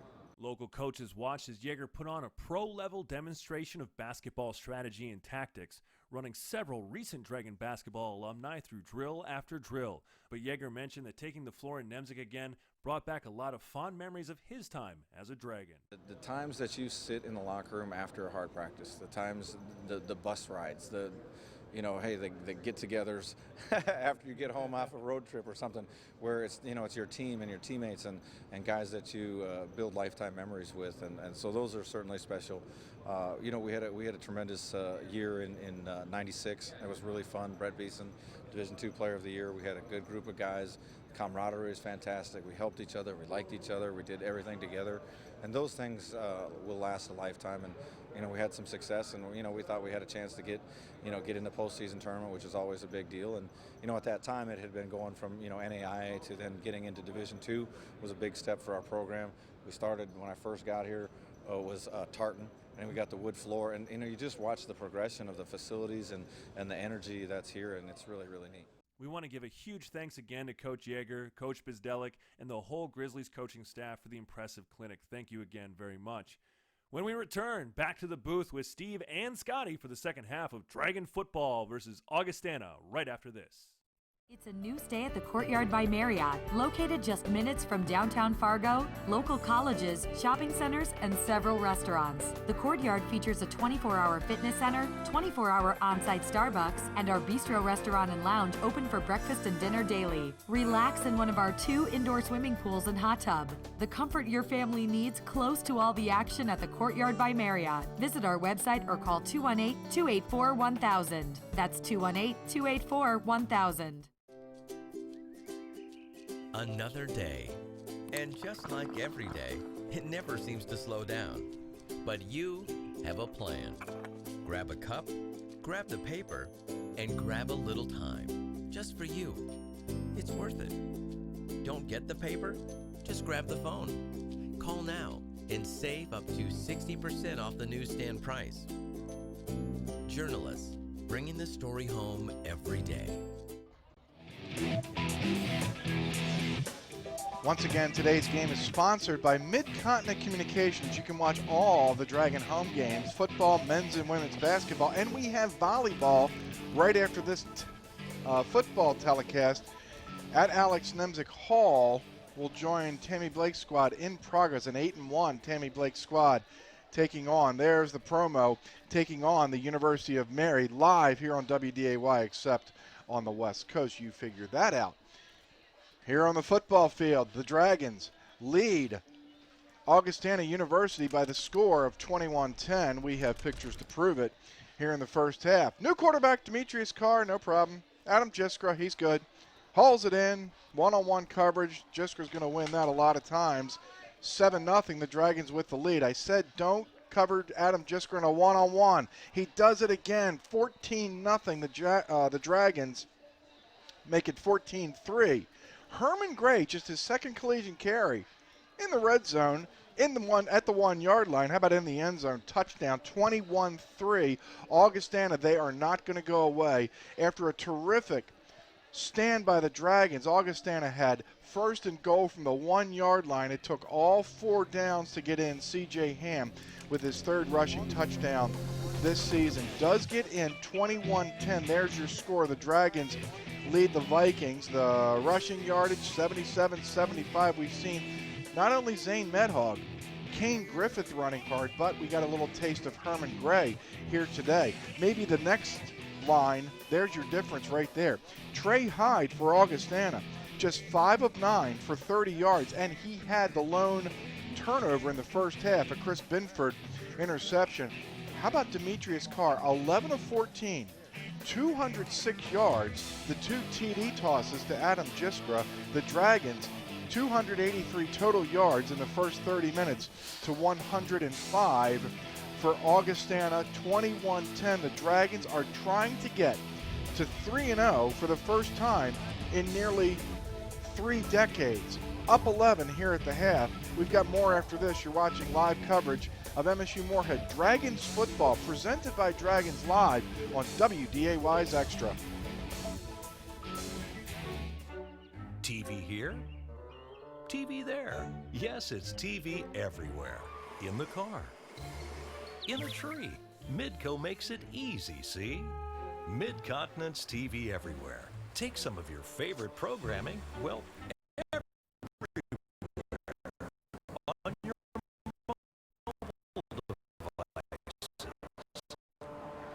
TV everywhere on the moon? Not just yet, but maybe soon. Mid-Continent's TV everywhere. Free with your cable subscription. Click happiestdevices.com. Each day is a race against time.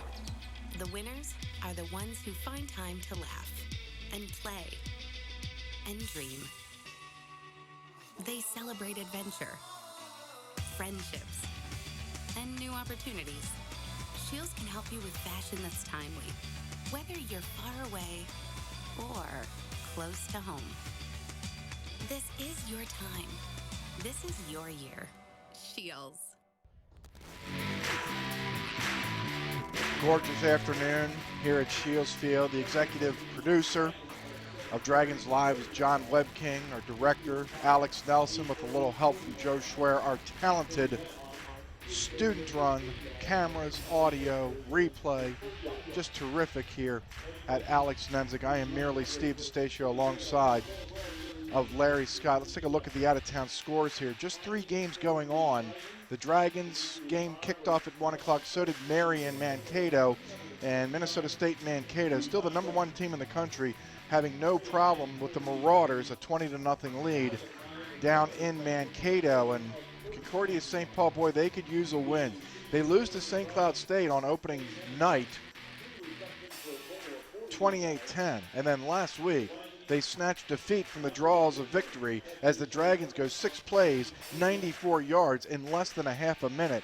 Trying to recover today, maybe a long bus ride to Minot and back will be an elixir for them. They lead at 7-3, about 9 minutes remaining in the first half.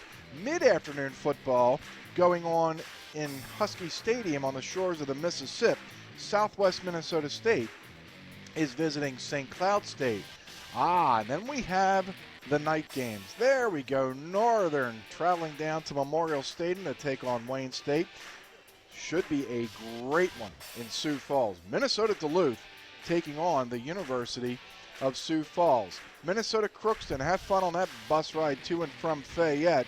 And then Winona State is taking on Bemidji State. Those are all 6 o'clock games here in the NSIC. The Dragons only have 1 night game remaining. Happens to be next week.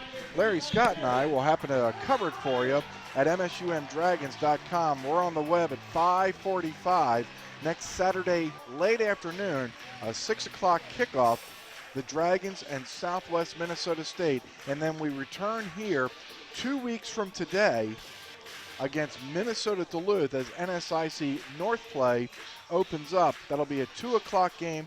Scotty and I will be on the tube in front of the camera at 1:45. That game can be heard at MSUMdragons.com. It can also be seen on WDAY's Extra. Yeah, I don't understand these night games on the road. Who is it, Crookston at Upper Iowa? I mean, you know, they're going to get home, and nobody cares what time the students get home, I guess. It's not a big factor. They just play when they think it's the best time for themselves. But, you know, some of these things, they're pretty stressful. I know these long trips and that are part of it. But when you get back 4, 5, 6 in the morning, I don't think that's a pretty healthy environment for players or coaches. He's Larry Scott. I'm Steve DeStacio. Welcome inside our little broadcast booth here. What impressed you about the Dragons most in the first half? Well, I think the defense, Steve, that kind of stood out for me. That and you know, the play of Carr, there's a lot of things. But I think my biggest worry going into the game was wondering if the Dragons had a way that they could kind of handle the defensive challenges that they would face, particularly Reed and Hayes, the great wide receiver. We've talked about this as the best tandem they face. Admittedly, the Dragons only played a couple ball games, but man, they have been good. And Hayes just, 1 catch, wow, for 8 yards. Now remember, same guy had 4 touchdown catches in a big win over St. Cloud State. So he's the real deal. Not yet today, but I think so far, and we're hearing that throughout a lot of people, it's only the half, and certainly The Dragons are well aware of that too. This thing is not a done deal yet by any means, but so far a pretty remarkable performance by the Dragons.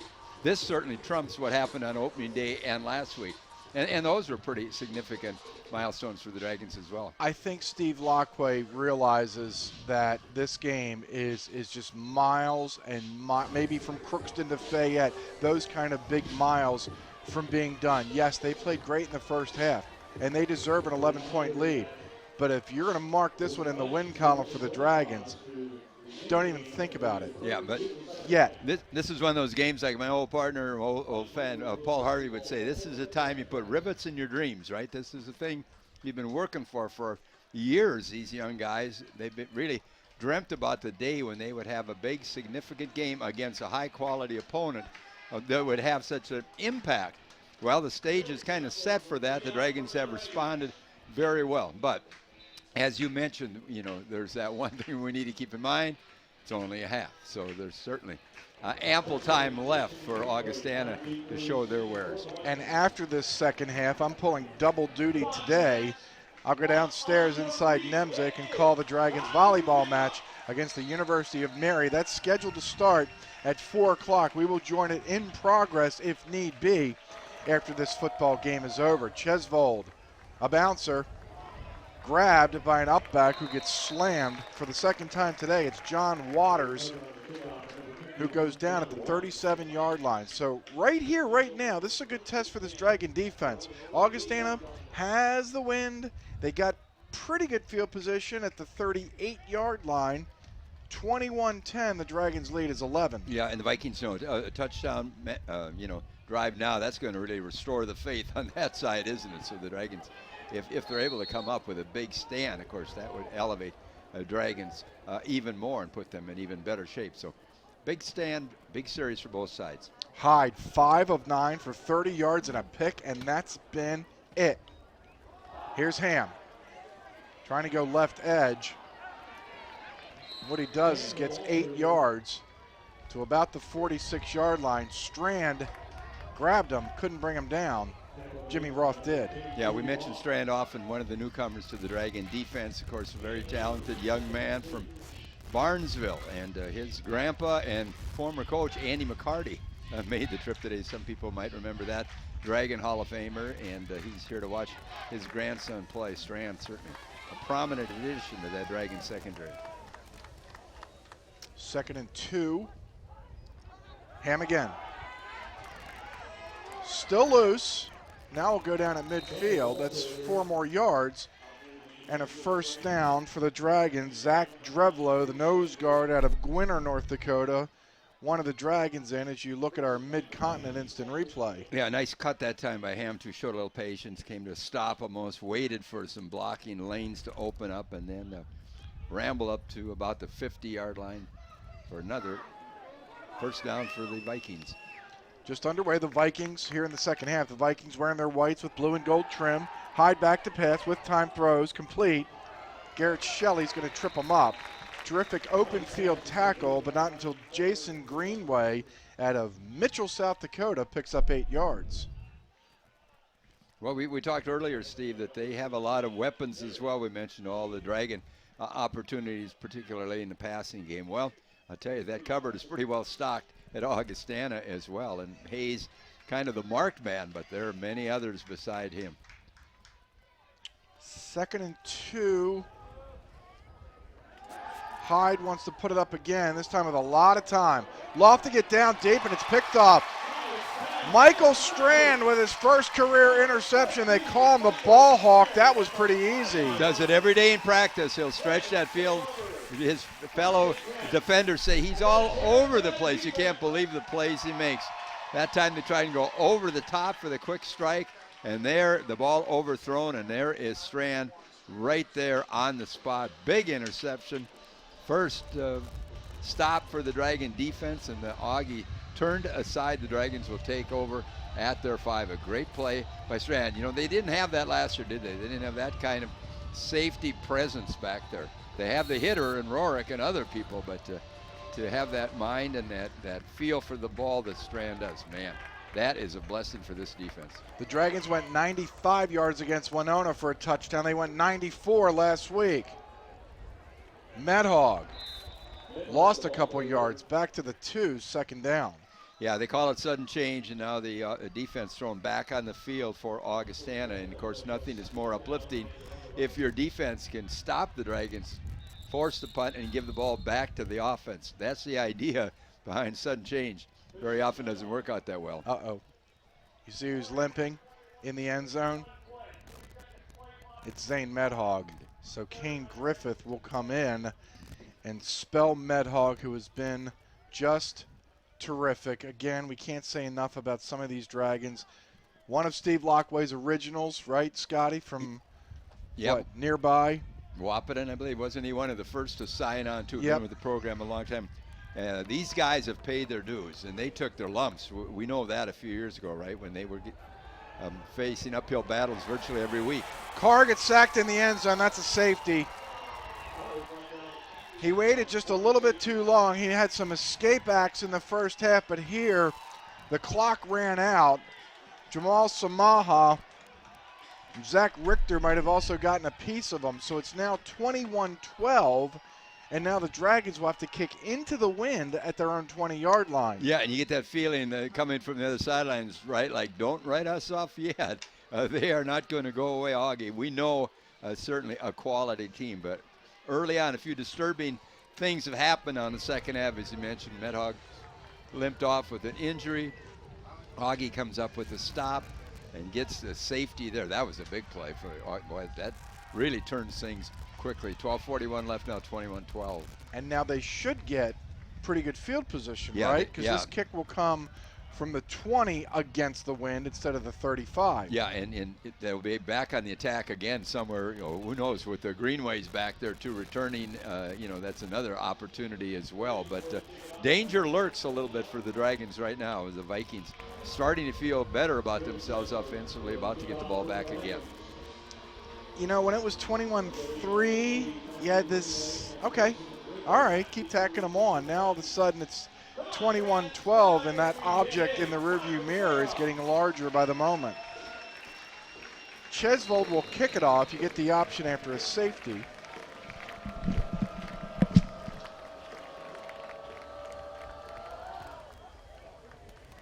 This will be Jason Greenway across midfield, still on his feet, gone. There it is. After the safety, Greenway, the kickoff return for touchdown. No flags are on the field. All of a sudden, this is a 3-point game.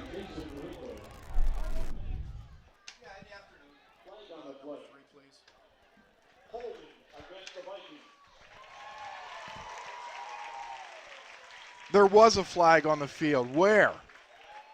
Greenway gets, there it is, right on the 40-yard line. So this will take the touchdown away.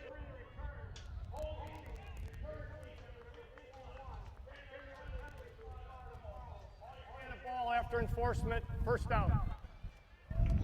All right, Scotty, you stepped out for just a moment, and Jason Greenway did get the kickoff. He goes all the way. I called a touchdown. Augustana's to within 3. Dragon fans are not going to be unhappy that I was wrong. Yes, certainly. Coach Shellhouse, I might remember him calling from Purdue games. I just had to answer that quickly. But a fortunate break that time in a way for the Dragons, right? But that doesn't mean they're out of the woods yet by any means, because the Vikings 1st and 10 at their 49-yard line. Early on, third period, 21-12, Dragons ahead. Hyde in trouble, goes down. He gets taken down. The pressure was applied by Drew Lingle, sophomore defensive end out of Century High School out in Bismarck. He's going to get credit for the sack. Yeah, and pretty good coverage, very good coverage that time by Jones and Bidford down deep. And I think that those were his primary targets. And he had to back off both of them, couldn't find anything. Down he went. I did not see that flag on the 40-yard line. Did not see it. All I saw were happy Vikings. 2nd and 16. Hyde with time, throws. Good catch. Maybe even a better tackle made by Aaron Bowl as Jake Barcher, the big tight end out of Larry Scott's hometown of Alexandria, Minnesota, gets near the original line of scrimmage. It's 3rd and a long 10. Yeah, I talked to Bo last week after that win at Concordia, and when everybody was so jubilant out that he was a little concerned. He was a little frustrated that he didn't feel the Dragon defense played as well as they should have. A few mistakes created a few opportunities for the Golden Bears, and he's kind of a realist and a perfectionist, and he wants nothing better than the Dragons to play that complete game on defense. Not easy in today's world. 3rd and 11. What a play that time by Sheldon Jones.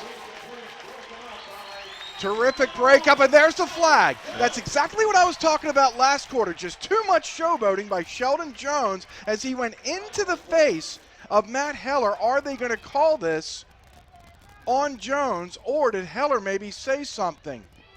Well, we don't know. That's a tricky thing. That it would appear that it was a signal that drew the flag. After the play, unsportsmanlike conduct. Defense, number 1. There it is. We just talked about that last half. That is absolutely ridiculous. I think this is a good call. Watch Jones, if we get this, at the end of this play, he steps into the face after making a terrific play on Zach Heller, goes back at him. Maybe it wasn't.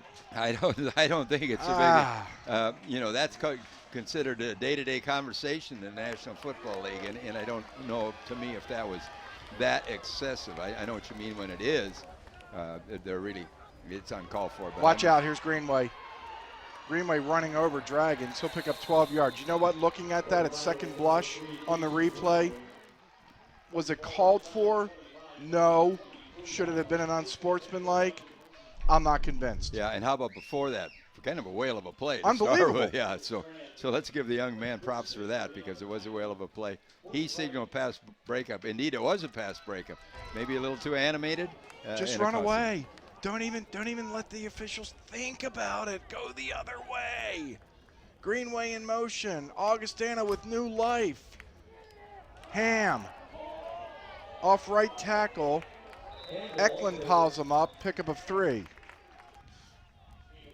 If you're looking for a high-quality swimming lessons program in the FM area, check out the Dragons Swim School at msumdragons.com/swim. Learning to navigate the water is easy with the help of the Dragons Swim School. It is worthy to mention that when we looked at the upcoming schedules presented by the Travel Lodge and Suites, when you come to Moorhead to watch the Dragons play, stay at the Travel Lodge and Suites. Call 218-233-5333. 2nd and 7, 10 minutes remaining, 3rd quarter. Hyde with all day. Throws incomplete. He overshot Charlie Hayes. Just one hookup between those two so far. Michael Strand, who had the pick earlier this quarter, with the coverage. Yeah, that time he had him open. He led him a little bit too far, but you're right. They have been very quiet, and we had heard so much about that dangerous tandem coming into today, but the Dragons have had an answer for it, and certainly Reed has misfired a little bit today, or Hyde rather. 3rd and 7, Barcher in motion, the big tight end, lining up on the right side. Hyde back. Escaping. Finally taken down by Strand. He's about 1.5 foot short of the first down. Yeah, he almost got it all, didn't he? It looked like he was going to go down about 5 yards back, but he kind of spun around, avoided another tackle, crashed forward inside the 15. Now they're about the 14. Interesting call here, Steve. 4th and 1, certainly within field goal range, which would cut the margin to 6. I don't think that's what they're looking at now. The ball's at the 14.5-yard line. Ham needs to get, or the Vikings need to get to the 14. 4th and a half a yard. Hyde rolling out. Got plenty of room to run. Tackle made by Sheldon Jones that time. Now he just walks away. If he would have done that before, the Dragons would have had the football. Yeah, nice job by the quarterback that time to get to the edge, and he kind of took his time, but the Dragons didn't have enough pressure out there to force him back. He was able to get outside and carry all the way down to about the 12-yard line. Vikings trailing 21-12 in pretty good shape though, Stephen, and ample time left. 8:57 in the 3rd period. The Vikings about ready to close within a touchdown. We'll see if that Dragon defense that's been stubborn so far this season can come up with a stop. It's 1st and 10 for Augie in about the 12.5-yard line. Whistles everywhere. Augustana ran out of time.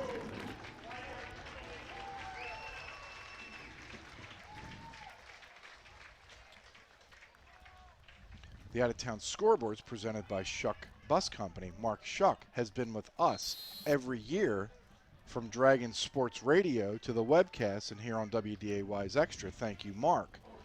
1st and 15 for Augustana. They trail by 9. At one point, they trailed by 18. They got a touchdown at the end of the first half and a safety here in the third quarter. Hyde with a lot of time. Fires complete.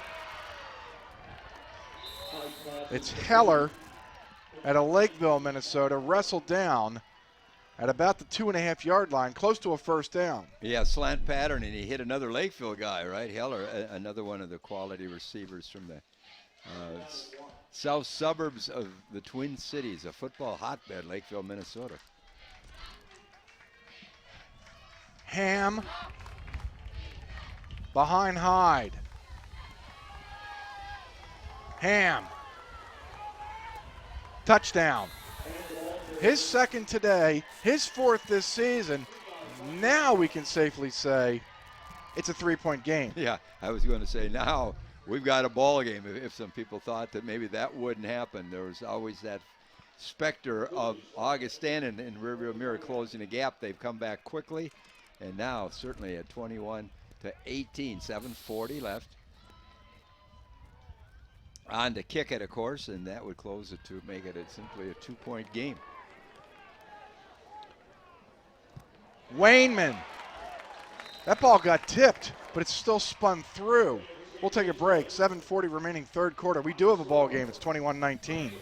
It's a new stay at the Courtyard by Marriott, located just minutes from downtown Fargo, local colleges, shopping centers, and several restaurants. The Courtyard features a 24-hour fitness center, 24-hour on-site Starbucks, and our bistro restaurant and lounge open for breakfast and dinner daily. Relax in one of our 2 indoor swimming pools and hot tub. The comfort your family needs close to all the action at the Courtyard by Marriott. Visit our website or call 218-284-1000. That's 218-284-1000. 21-19 is our score. Ham, a 3-yard run. All of a sudden, Augustana's on a 16-0 run. Dragons still had the lead, 21-19, after that 10-play, 50-yard drive. 4 minutes, 52 seconds off the clock. And now Wainman is going to kick it deep.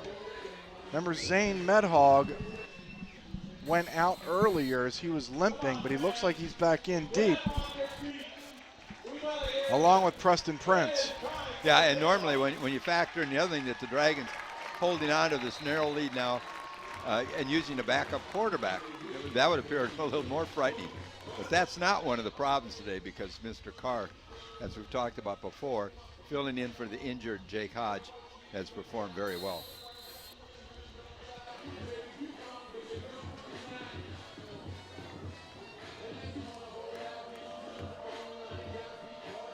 Wainman, big boot.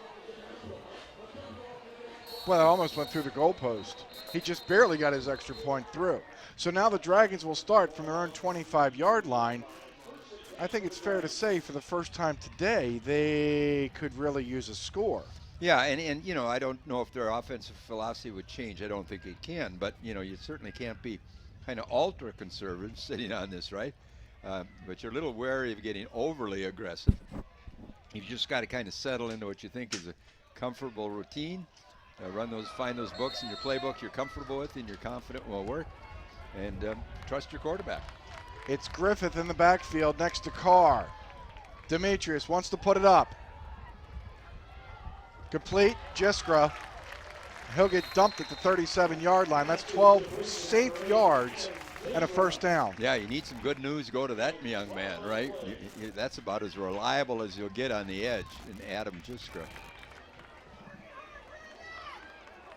Jisker's third catch. His other 2 went for touchdowns. They'll keep it on the ground.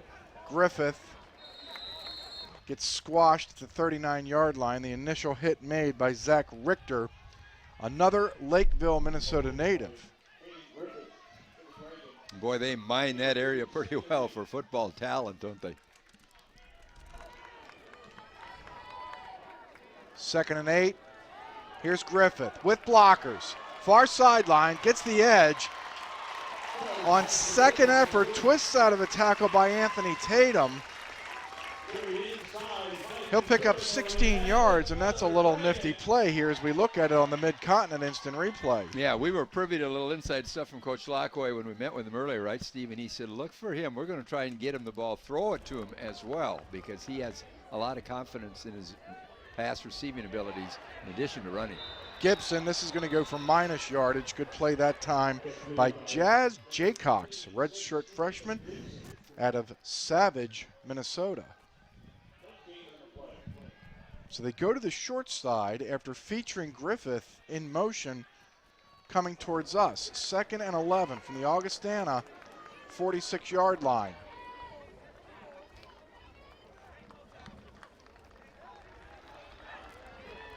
Six minutes, 10 seconds remaining, third quarter.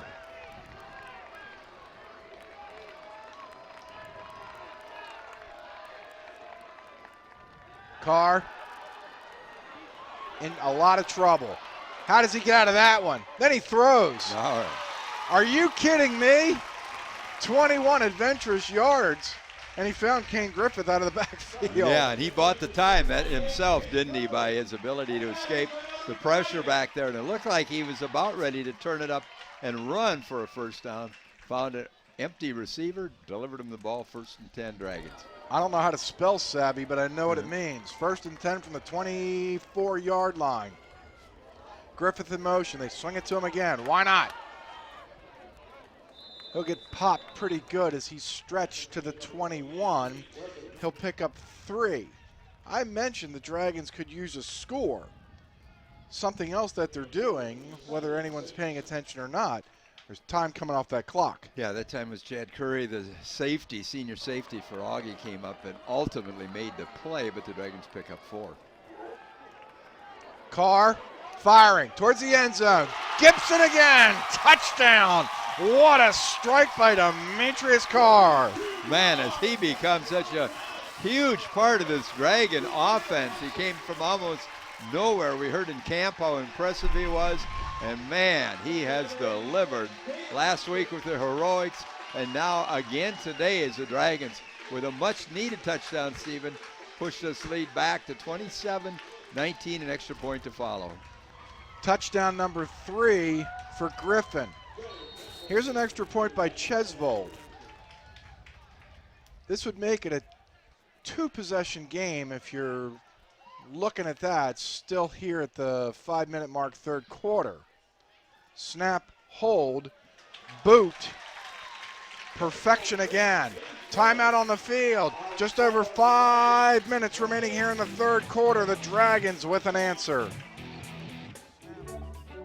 TV here, TV there. Yes, it's TV everywhere. In the car, in a tree. Midco makes it easy, see? Mid-Continent's TV everywhere. Take some of your favorite programming, well, everywhere on your mobile devices. TV everywhere on the moon? Not just yet, but maybe soon.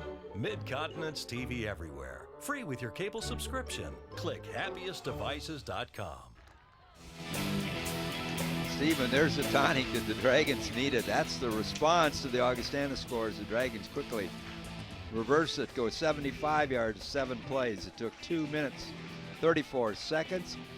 The deal is sealed on the touchdown pass from Demetrius Carr to Damon Gibson, 21 yards. And the extra point added by Chesvold. The Dragons restore the lead, 28-19. Demetrius Carr, just another walk in the park against Augustana. 17 of 20, 278 yards and 3 touchdowns. We still have a third of this ballgame still to play. Yeah, and technically there's an asterisk. I guess you call him the backup, right? 17 of 20. Man, 3 touchdowns. Passing efficiency, 251.3, whatever that reads. All I know, it's awfully good, and I'm sure Augie must be kind of stunned, thinking this is their backup. Wow. Uh-oh, Greenway somehow got the football, and he'll go down as Anthony Benford makes the tackle at midfield. These Greenways are finding ways to get the football in their hands. Yeah, you know, we talked about Hyde so much going in the quarterback for Augustana. He's off to a great start this year, but today 8 of 15, 56 yards. Pretty pedestrian numbers for a guy that is highly decorated like that. And Carr certainly has stolen the show in the quarterback duel today. Isn't it just refreshing to know that the Dragons still have Demetrius for almost 3 more years? Hyde wants to put it up. Intercepted! Sheldon Jones! There's your man right there, Sheldon Jones. Careful. No, dance around. There's another flag. When is he going to learn?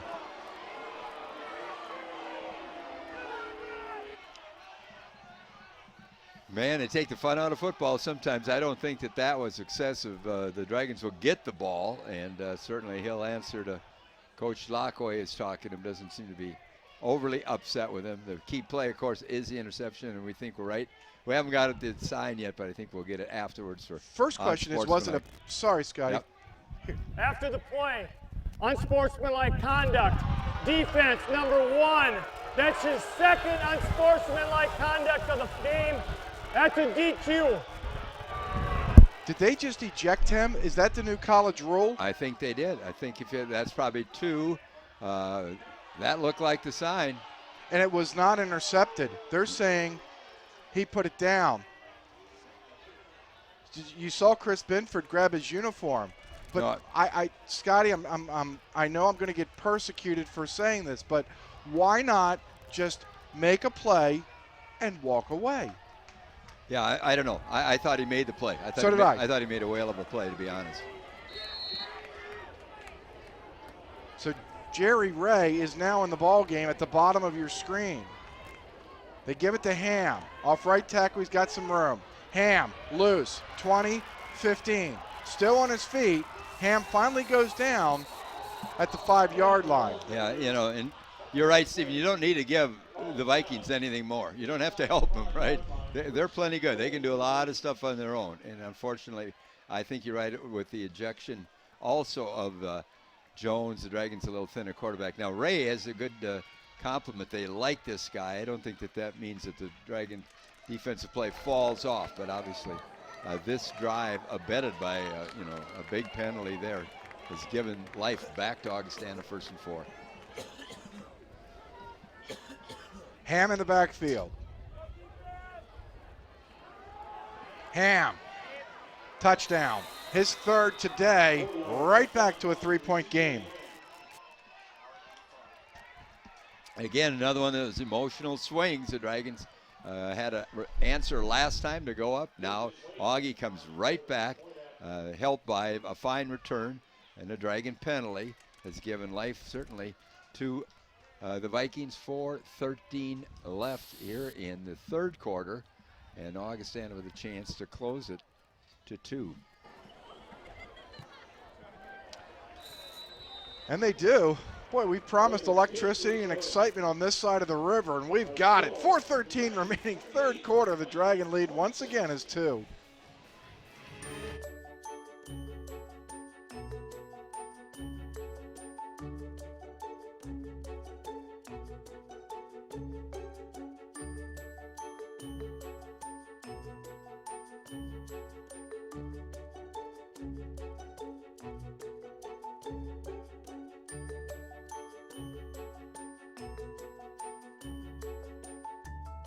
Valley Imports has something for everyone. It's that easy.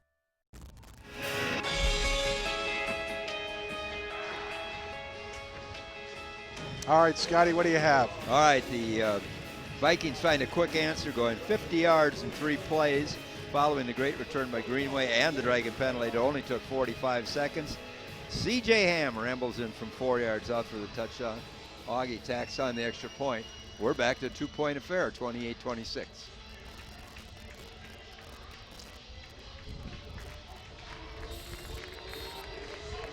Wayman likes to take his time. He's in no hurry to get back to Sioux Falls. He already put it up on the tee. Now he's going to march it off. Ah, these kickers.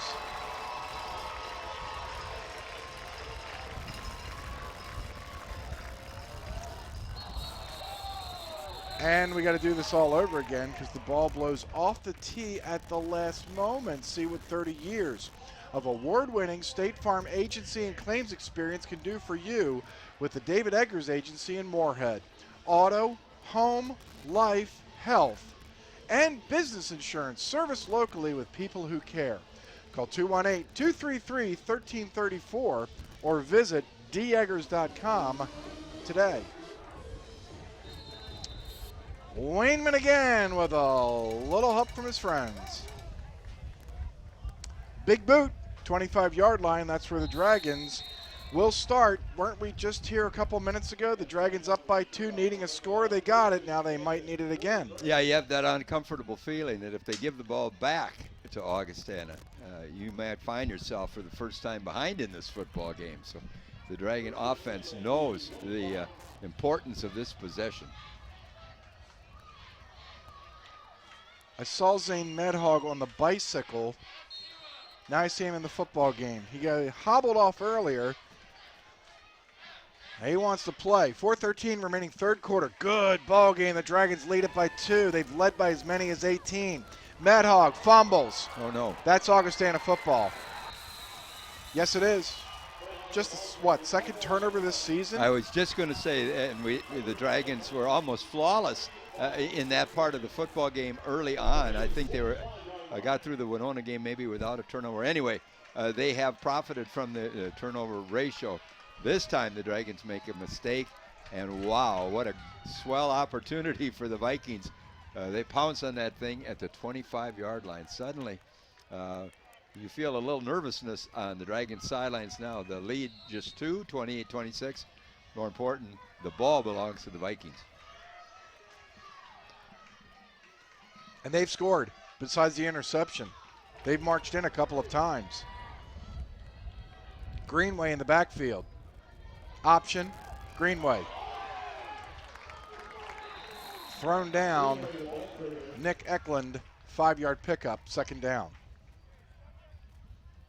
Dragonfire memberships and season tickets are on sale now. Go to GoDragonfire.com. Support Dragon scholarships while getting the best price on tickets. Join today and thank you for supporting Dragon Athletics. They marked his knee down at the 22, 2nd and 7. Augustana threatening to take their first lead of the ball game. Hyde, give, Greenway. Taken down for a loss back at the 25-yard line. The Dragon bench was erupting because they thought Aaron Bowl was being manhandled by Malcolm Willett, the left guard out of Omaha, Nebraska. Either way, it's third down and about 8 for Augustana. Right, and the Dragons certainly were pretty adamant about that fact, and they've seen the flag being tossed against them in some very important decisions in this football game, so they felt they had something coming. They didn't get it, 3rd and 8.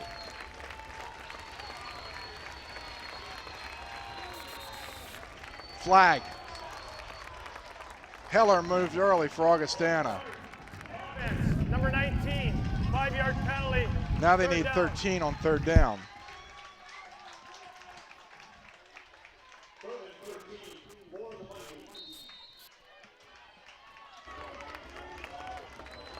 Also would make this a longer field goal try if the Vikings were not able to get a first down. 3rd and 13. What does Rob Hunt and the Dragon defense dial up? 7 on the play clock. Hyde, drop. Throws, complete, flag down. So's Hayes, just his 2nd catch today. Well, yeah, minimal gain. What's the call? I have no idea, Steve. I was just going to say there was nobody in that area. Maybe we get a hold on the defense?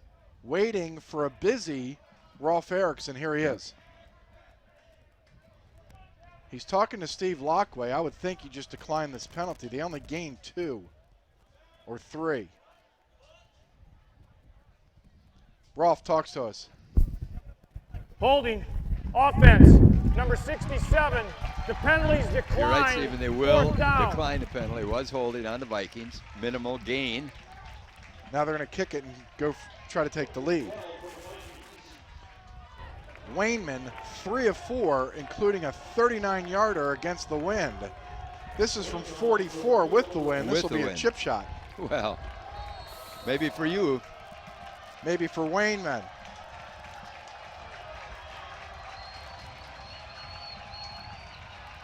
Good snap. Wow. Plenty of leg. And through, and Augustana has its first lead of the afternoon as we take a break. 29-28. This game has turned. What I love about bow hunting is the challenge, the physical challenge, the mental challenge. I love the fact that it's not easy. 12 years it took me to shoot a trophy whitetail buck. It's what I breathe, eat, sleep, bow hunting. When I'm working with a customer, I want my passion to rub off on them. I am Brandon Carlson, and I'm one of the archery experts at Shields. All right, Scotty, people think I'm backwards anyway, so I'll do your job. 4 plays minus a yard for Augustana, and they come away with the lead. Oh, man, what a kick, though. Wow, that was a rocket. I know he had the win, but that young man's drilled a couple of them. You know, those are kind of in the subtitles, right? A lot of that stuff gets lost in the game. We want to talk so much about quarterbacks, receivers, and running backs, but give that man some credit for a couple of big field goals that have helped lift Augie into a 29-28 lead here. This is the NSIC. This isn't the Big Ten, but you're seeing more and more pro tryouts. You got the guy from Mankato who's now in the rotation as a wide receiver for the Minnesota Vikings. Upper Iowa's Cole Jaschke got invited to camp. That kickoff almost goes through the goalpost. And the kicker for Concordia St. Paul last year got a really good look with Cincinnati. Yeah, now they got a young guy in the Vikings taxi squad that was with the Lions last year, the great defensive player from Concordia that blocked the Dragon kick a few years ago. So, yeah, it's not unusual. Pro scouts will find them. I mean, you can play in this level and still earn that opportunity if you're good enough. You don't have to go to the Big Ten or the Big 12 conference necessarily to chase your NFL dreams. And but if you're good enough, they'll come by and find your way. And this league, as you mentioned, is quite, we think the best league in Division II of all of America. So a good, solid football league, chock full of some outstanding players. He's unemployed. Wes Kramer's getting married today. Who gets the last laugh? Carr throwing. Got a man. It's Ambrose. The speedster across midfield. His second big one today. 38 yards and a first down. He got 59 in the first half. Yeah, great poise that time by Carr, too. He took his time, didn't rush it, looked off a couple of different receivers, found the little big man right down the middle. Perfect pass, and Ambrose turns it upfield. Carr going to run it himself. He'll pick up 5. He'll also get helped up by Andrew Erickson. First time we've called his number, a redshirt freshman out of St. Croix, Wisconsin, on the offensive line now playing right guard. Remember another young guy that Coach Lockway was adamant about, said he's going to be an outstanding player. He's just simply young. He's going to get bigger, stronger, and certainly he's a big part of the future for this team. Carr going to run. And he'll fumble the football. The Dragons are going to say that he was down. And he might have been. Can't wait for this replay, but that's the second turnover this quarter via the fumble. The fans downstairs don't like it. Let's see what we have here on the replay. Carr steps up, gets the first down, then he's going to get popped right. That ball was loose. Yeah, that's a good call. And Augustana football. Yeah, I don't know if they're upset with that or if they thought it was a late or malicious hit, but anyway, whatever. They separated Carr from the football, and so another big break that time. Augustana takes over with the lead and the ball right at the 24-yard line.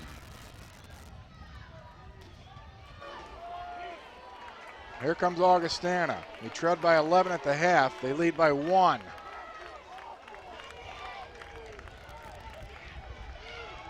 Ham. Not much. Abe Rourke got some initial penetration. And Drew Lingle's also going to get credit for that tackle. Now Augustana with the hurry up. They have the win for 52 more seconds. The clock is running here on 2nd and 10 for the Vikings. Hyde wants to put it up, throws over the middle, complete to Ham. He'll get a couple, and that's it. Good pursuit that time by Wade Youngbloom, the former tight end, now defenseman. Yeah, that's quite an adjustment. Tight end to nose guard, essentially, and that time he dropped back a little bit. Saw the big tight end there and helped put him down at about the 27-yard line. So a big play again for Augustana. 3rd and 6, and as you mentioned, Steve, just 18 seconds left with the win, and that'll tilt, of course, to the Dragons very soon. Hey, if Augustana wants to hurry up and punt, I don't think Dragon fans are going to argue. 3rd and 6, Hyde back. Fires over the middle, there's Hayes. He found a seam at the 40-yard line. He's going to get the first down. It's also going to take us to the end of quarter number 3 here on a gorgeous afternoon in Moorhead. Augustana University trying to ruin the party, up by 1.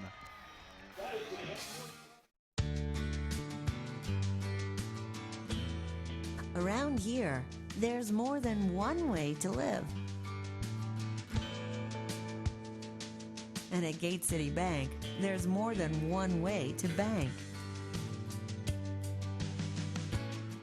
We create banking to fit you. So whatever your way of life, we make it better. Gate City Bank, for a better way of life.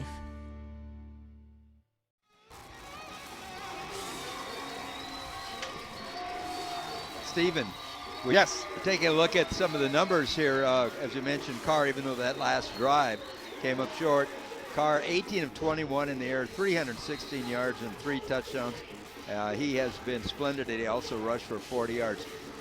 Hayes, that catch, just his second, right? 2 catches, 9 yards. That's the guy that they feared the most, coming in at 4 touchdown catches last week.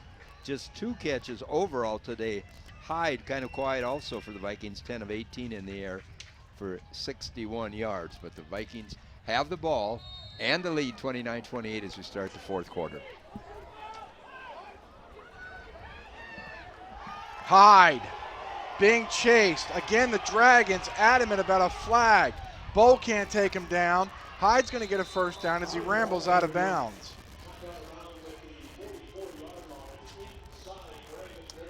Nice play that time by Hyde. Escaped the pressure. Bowl was there to put some heat on him, but was able to scramble, pick up the first down, crosses the 50 to the Dragon 44. So even though the Vikings now go into the win, I don't think that's going to have a terribly big impact on their offensive capabilities. They still throw it and run it pretty well.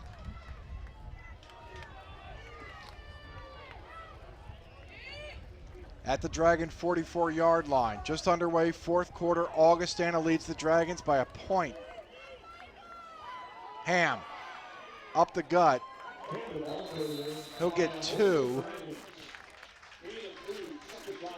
Rademacher. Eric Elby out of Starbuck, Minnesota. Nope, it was Jake Bussey, 93. He had a sack earlier today. It's 2nd and 8 for Augustana, 1 minute into this 4th quarter. Yeah, kind of a fun series for the Vikings now. You got the lead and the ball, and certainly they're going to be kind of patient here with it. 2nd down at 8. Hyde with all day.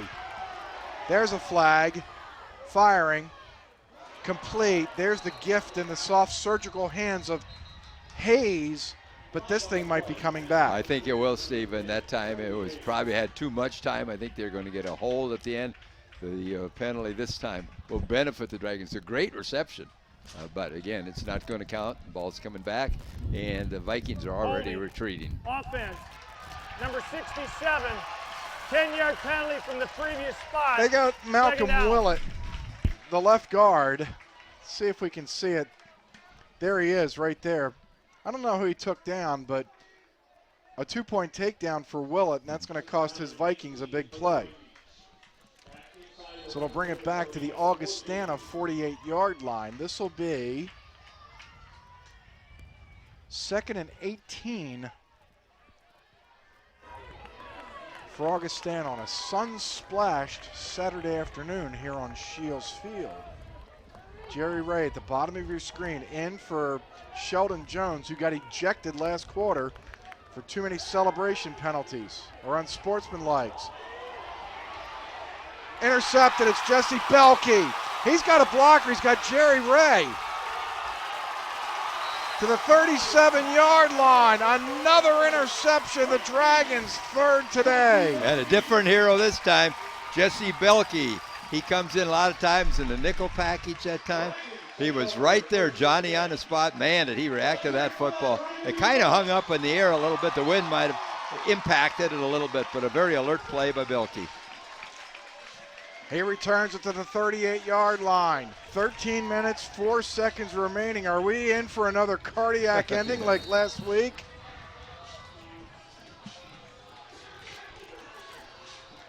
Here comes Demetrius Carr in the Dragon offense. Brilliant so far today. 18 of 21, over 300 yards, 3 touchdown tosses, 2 to Jiskra. Fakes to Prince.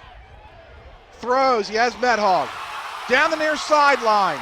Medhog slammed out of bounds, but not until a big gain. Abram Tynes out of Omaha, Nebraska is going to take him down.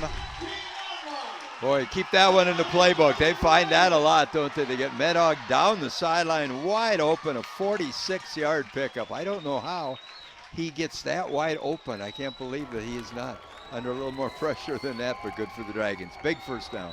Inside the red zone once again. Medhog stays in the ball game. Carr throws. Jiskra, wrong shoulder, threw it out of bounds.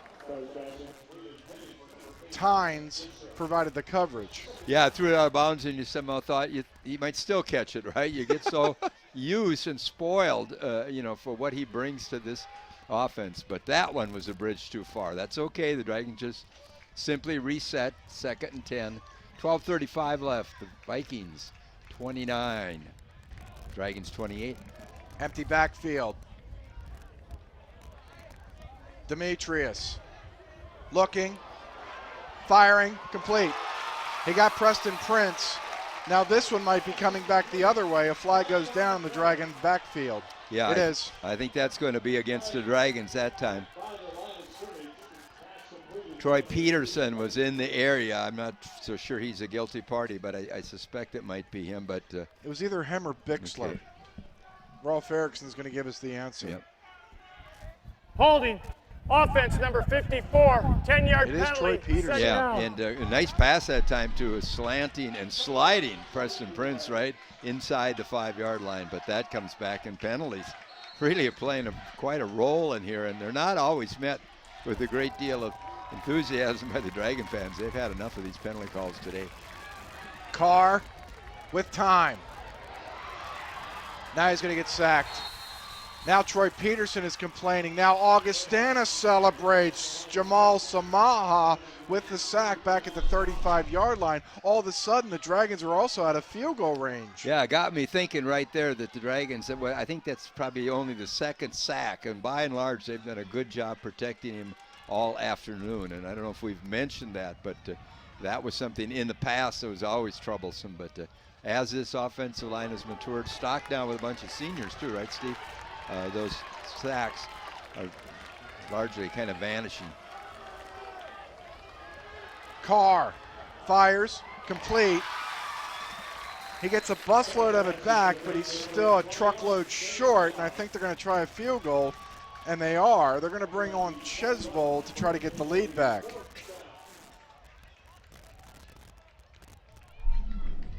So they got 15 of it back.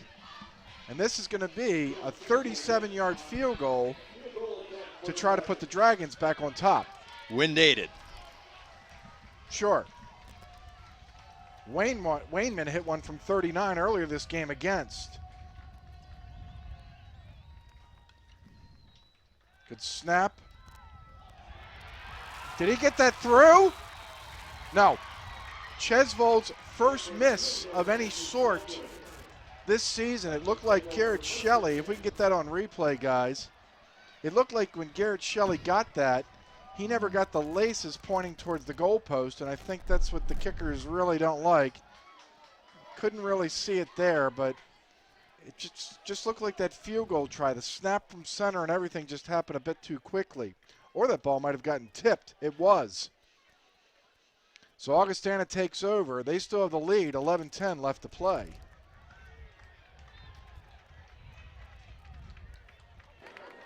So officially in the books, a blocked field goal keeps this a Viking lead. The Dragons have played the Vikings 3 times and have not beaten them. Ham loose. Strand and Rorick pursue. Strand gets the tackle, but not until Ham picks up 28. Not just break up passes or intercept them. That's probably his strength, but he was almost the last hope there for the Dragon defense. But nonetheless, a nice advance by Ham and the Vikings on first down up to the 48, 1st and 10, 10:52 in the clock. Of course, running here in the fourth quarter. A whale of a football game, Stephen. 29-28, Augustana. Well, wasn't Ham shut down in the first half? Here he goes again. Eklund spins him. Ham then finally goes down. That's Ham's 22nd carry. He has 118 yards. Pressed Ham, perhaps, that time they got to him too, didn't they? But yeah, he's been a kind of a difference maker for him today, Stephen. Actually, they probably ran the ball better than they've thrown it. I mean, they came in and highly advertised as one of the most effective passing games, in the upper Midwest. Hyde, 11 of 20, the quarterback, 74 yards. Wow. 3 interceptions. 2nd and 5. If you're Jerry Olszewski and Augustana, you keep doing this. Greenway, first down and more. Taken out of bounds by Michael Strand on the far sideline, but the speedster picks up 10 yards, and that's a first down. Remember, Scotty and I are back at it next week. It'll be a webcast from Marshall, Minnesota, 5:45 pregame report, 6 o'clock kickoff, the final night game of the season for the Dragons. And you've got the little bump, spike, kill stuff coming up after this, right, Stephen? We do. We have volleyball coming up after this. I was giving you props by saying you and I will work together next week. I will work solo downstairs after this thriller is finished. Greenway right up the middle. Grabbed by Chris Binford, taken down by his friends. 2-yard pickup. Let's put that volleyball promo up there. Right after we're done, I will hot-foot it downstairs. I am not as athletic as either of these young women. Hot-foot it downstairs, and we'll call volleyball against the University of Mary. That should be fun. Yeah, and it's not only Dragon football team's off to a good start. Volleyball team's playing very there they are. well. Yeah, there they are. Yep. Off to an 8-1 start. Dragons are just trying to get to 3-0. Tammy Blake's squad did that over Labor Day weekend. 2nd and 8. Hyde running for it, protecting the football. It got whacked at by Drew Lingle, but he still picks up enough yardage for another Augustana first down. As good as this Dragon defense was in the first half, they're starting to bend a little further than Rob Hunt and Steve Lockway want them to go. Yeah, the emotional temperament of this game has kind of shifted a little bit to Augustana now. Not in complete control, but feeling pretty good about themselves with the lead and the ball, and the demonstrated ability to move the balls, particularly on the ground. They haven't had to rely solely on their pass game. Ham tripped up after picking up 2. The Dragons led 21-3 early in the second quarter. They were making this thing look easy. Now, Augustana is a foot away from getting into the red zone once again. If Augie were to score here, were to score a touchdown, you probably kick the extra point with Wayneman. It's still one of those one-position game. There's certainly not time to panic if you're dressed in gray. Oh, no, not at all. But that would, give that lead to 8, and you're right, the Dragons could certainly have ample time to come back. Hyde running. Chase from behind. looking for the end zone. Did he get in?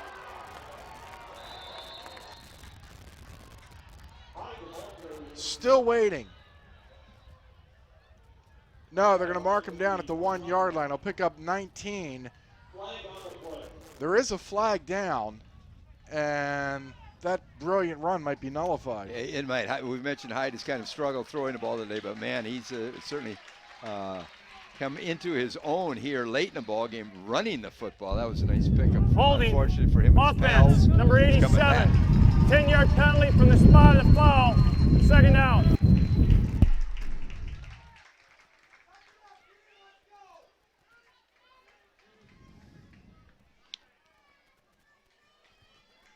Dragons have been penalized 8 times for 72 yards. Augustana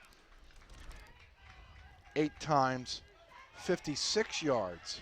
Yeah, it's not a masterpiece. There's a few smears and smudges on this football game, right?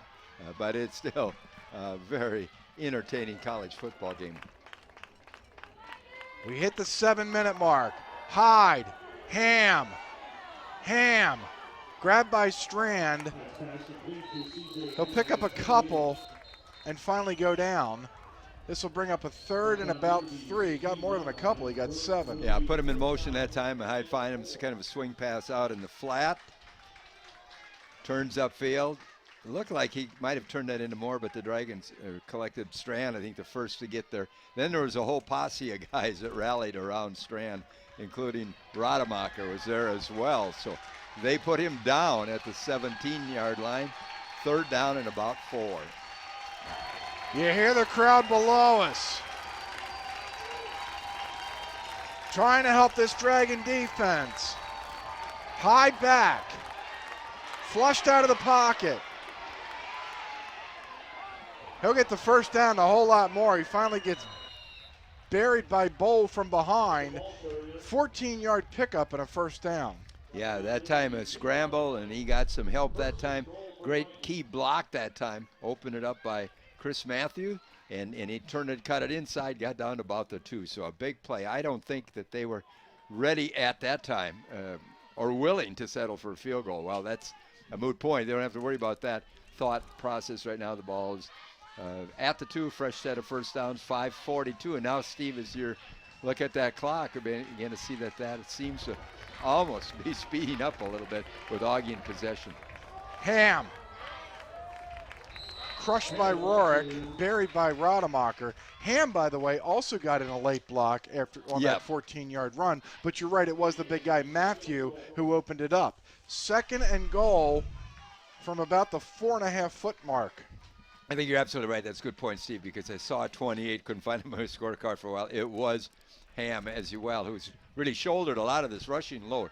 That time helped his buddy out with a good block.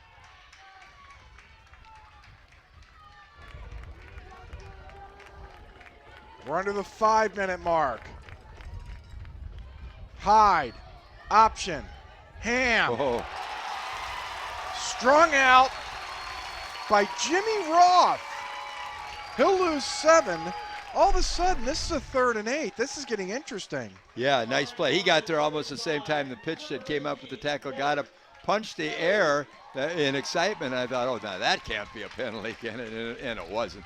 It was simply a very good defensive play. That puts the ball back at about the 8, and now a 3rd down situation. And, Steve, I doubt that they want anything to do with a field goal. I think they know that really doesn't do them a lot of good maybe, but they may have to settle for that if this play misfires. It was Shelley, not Roth. Hyde throws. Nearly intercepted. He was looking for Heller. Abe Rorick helped break it up. Now Augustana will have to settle for the field goal try against the Wind. Yeah, and we say settle because I don't think they wanted anything to do with this. I think they're realistic to know that this will help them, but it won't prevent them from falling behind if the Dragons put together a touchdown march. It just will expand the lead, of course, right now, 29-28.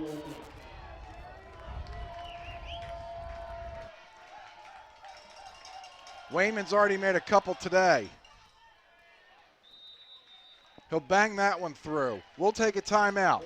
4:03 left to play. The Augustana lead is now 4. Another day, And just like every day, it never seems to slow down. But you have a plan.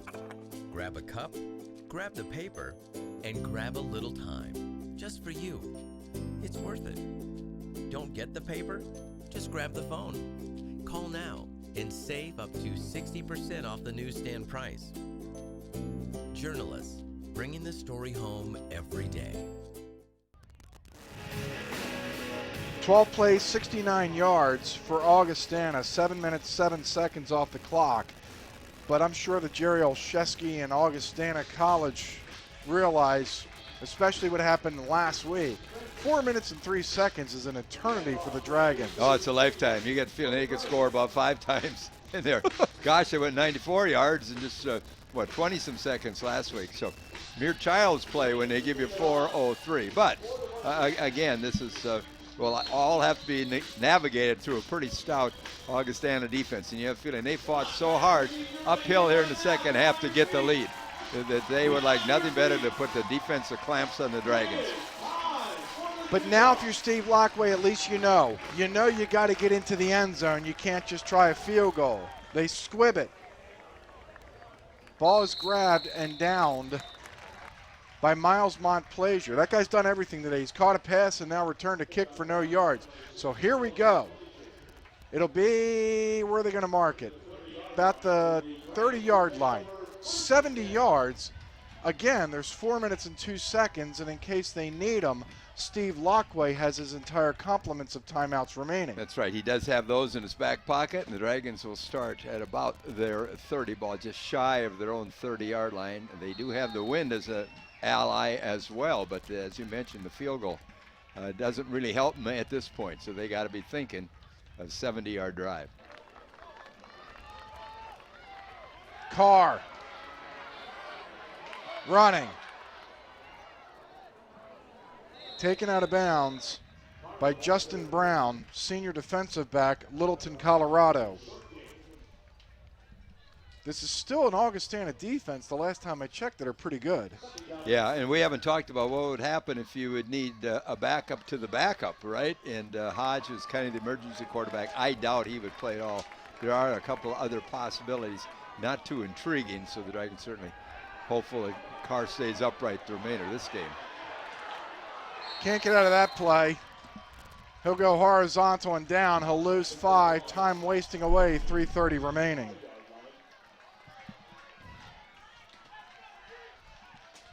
It's 3rd and 15.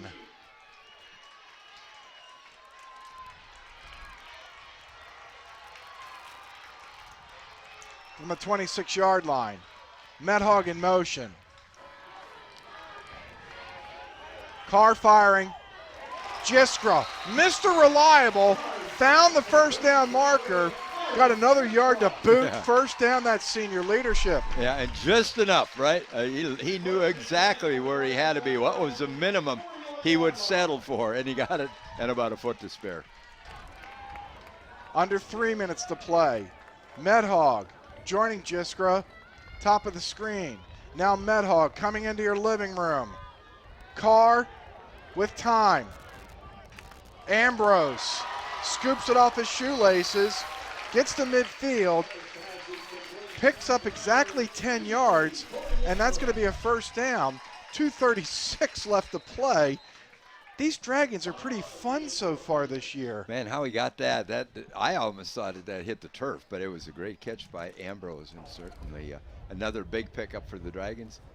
Nothing they can review at this point. First down.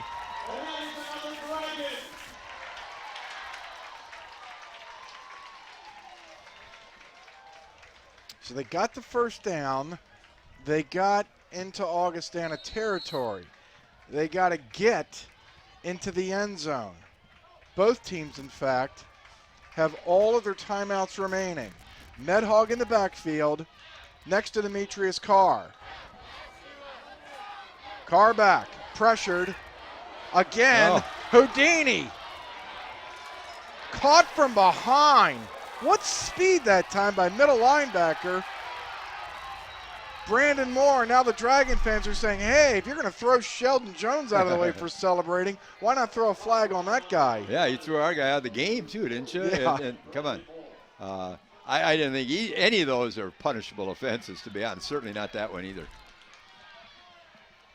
2nd and about 13. Carr pumping. Now running. He'll get a chunk, still shy of a first down. 1:41 left to go. Once again, Scotty, I'm going to use a word.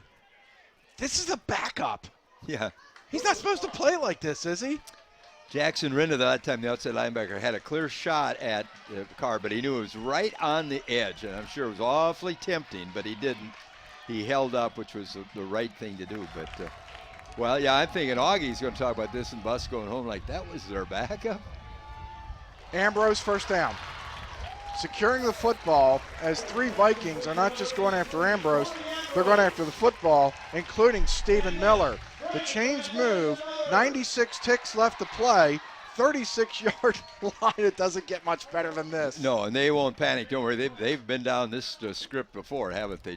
So the Dragons are pretty comfortable in this high-tension, high-drama situation. One of the Vikings is down, and while he's being attended to, we'll step away. 1:36 left to go. Don't go anywhere.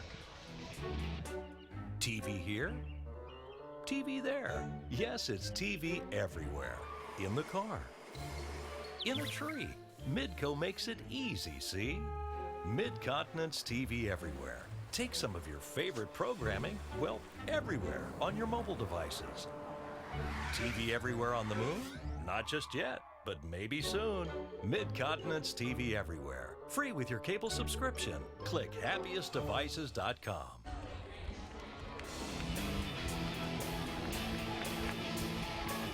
Kevion Mahan was the injured Viking. Once again, thank you, Mid-Continent, for sponsoring today's football game. You have picked a very good game to do so. Here we go. From the Augie 36-yard line. Carr throwing. Jiskra complete. He does it again. Do you expect anything less? 12 yards and a first down. Yeah, outstanding catch that time. He just fought for position, got inside the defensive back for the Vikings, held his ground, perfect pass, just stepped out of bounds. Clock stops, 1:26, 1st and 10.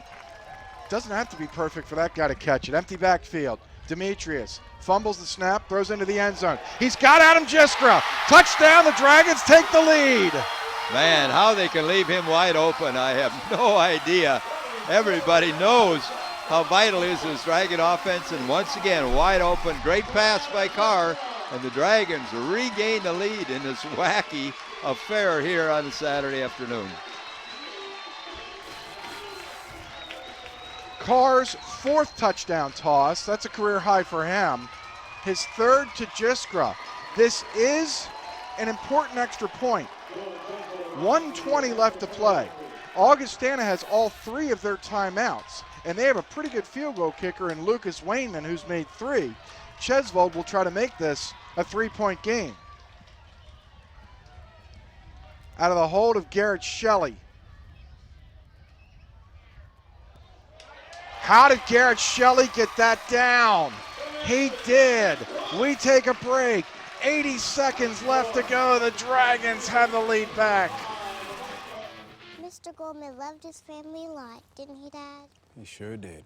That's why he had State Farm life insurance, like you. So his family never has to worry, right? Mr. Goldman didn't have life insurance.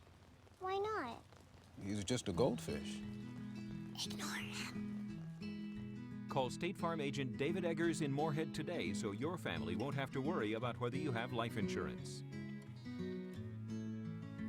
We put the life back in life insurance.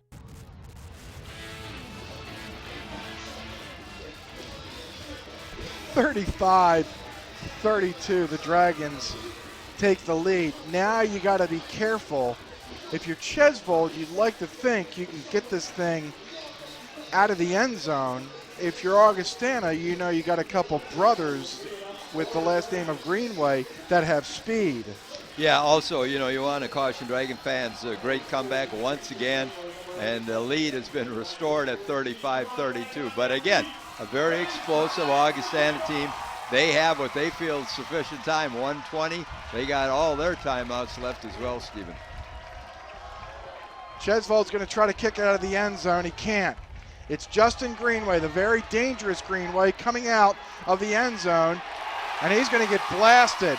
Pinball down the 23-yard line. Dylan Hall out of Englewood, California, being told by Tony Dewar, the lineman, to get on the sideline. No, he was more animated than Jones, and they didn't call it. So I don't understand. Just let it go. You don't have to call that celebration, because he had his hands. Had every reason for it. He's excited. He made a great play, and just college football. Come on, guys. We don't need the morality cops here, legislating this. But fortunately, I suspect for the Dragons, they let that go as they ought to. First down now for the Vikings, 1st and 10 at the 23. Hyde on first down. Throws to Hayes near side. The Dragons let one of the best receivers in the NSIC get open for 8 yards, and only a couple seconds ticked off the clock. 69 of those seconds remaining. There it is. Yeah, Aaron Bowl able to pick him up and escorted him out of bounds after a modest gain, a gain of about 8, but it takes some time. 1:09 left in this wild fourth quarter at Alec Nemzik Stadium. Remember, a field goal would tie this game, so the Vikings don't have to go 69 more yards. 2nd and 3. Hyde rolling out of bounds. He got a big block that time by Ham. Yeah, you're right, Stephen. The field goal would tie, and we've been witness to this. They got a quality kicker, and it would be going into the wind, but he has been deadly.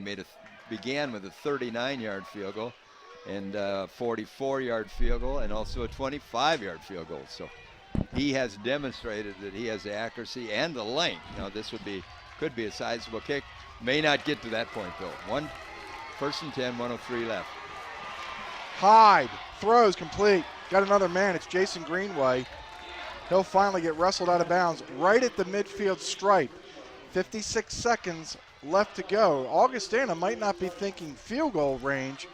They may be thinking the whole lot and win this game. Yeah, well, it doesn't seem like they have the faith to go deep down the middle, does it? They're kind of settling for underneath routes and something, and that's okay. They're chipping away at this. It's effective. Another first down. The ball's out to the 50. They go middle screen to Ham. Ball grabs him. Buried by Belke. Again out of bounds. This final 48 seconds may take all afternoon. Yeah, that play kind of dissolved. It looked like it might turn into something special, but with Belke and Bowl there, it's simply a gain of about 2, so it's a 2nd down and about 8 situation. Again, this crowd that's been terrific, loud, supportive all afternoon, asking for this defense of the Dragons to come up with one more stop. Hyde with time, throws over the middle. It's Hayes, he's wide open. Rohrer catches him from behind at the 30-yard line, and 41 seconds remain. He was wide open. Yeah, there we saw the Hayes that we've heard so much about, right on the crossing pattern. He had ample cushion there, plenty of room. Hyde again with all day. Well, that ball was nearly picked off by Aaron Bowl. He's down on the turf right now thinking he should have interception number 4. Yeah, there was an official umpire was in the area, the receiver. That was really not a very smart play by the quarterback either. Obviously, he couldn't really find anything he liked, but that was a dangerous pass. The crowd gets even louder. 2nd and 10. 29 seconds remaining.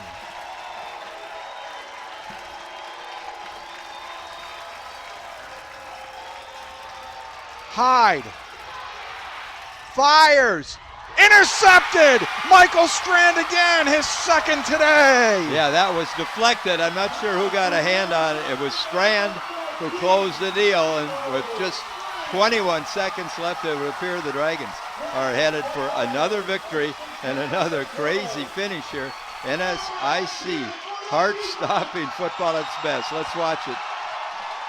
Let's see who got a finger on this football. Garrett Shelley. I think it's Shelley, and yeah. Hey, it was not a solo act. We know that they had great coverage downfield. Now wait a second.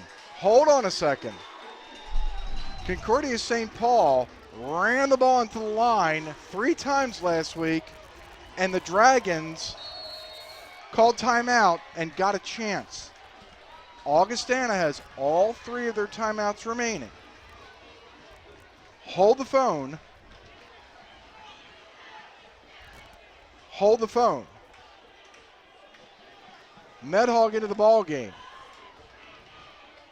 from the 12-yard line. Flag. Delay a game. So the Dragons hurt themselves. This ball game's not over just yet. First down. I think it took a couple seconds, and now they're they had marked down to 19. Now they're restoring that to 21 seconds. Remember last week they had some kind of zany clock issues as well as that game unfolded at Seafoam Stadium. So the Dragons with the lead and the ball. And I think they can run this out, Stephen, but I know you want to be err on the side of caution. Yeah, we thought so last week, and it didn't happen for Concordia. The Dragons might have to boot this ball from their own end zone. It only takes a couple seconds to run the ball into the line.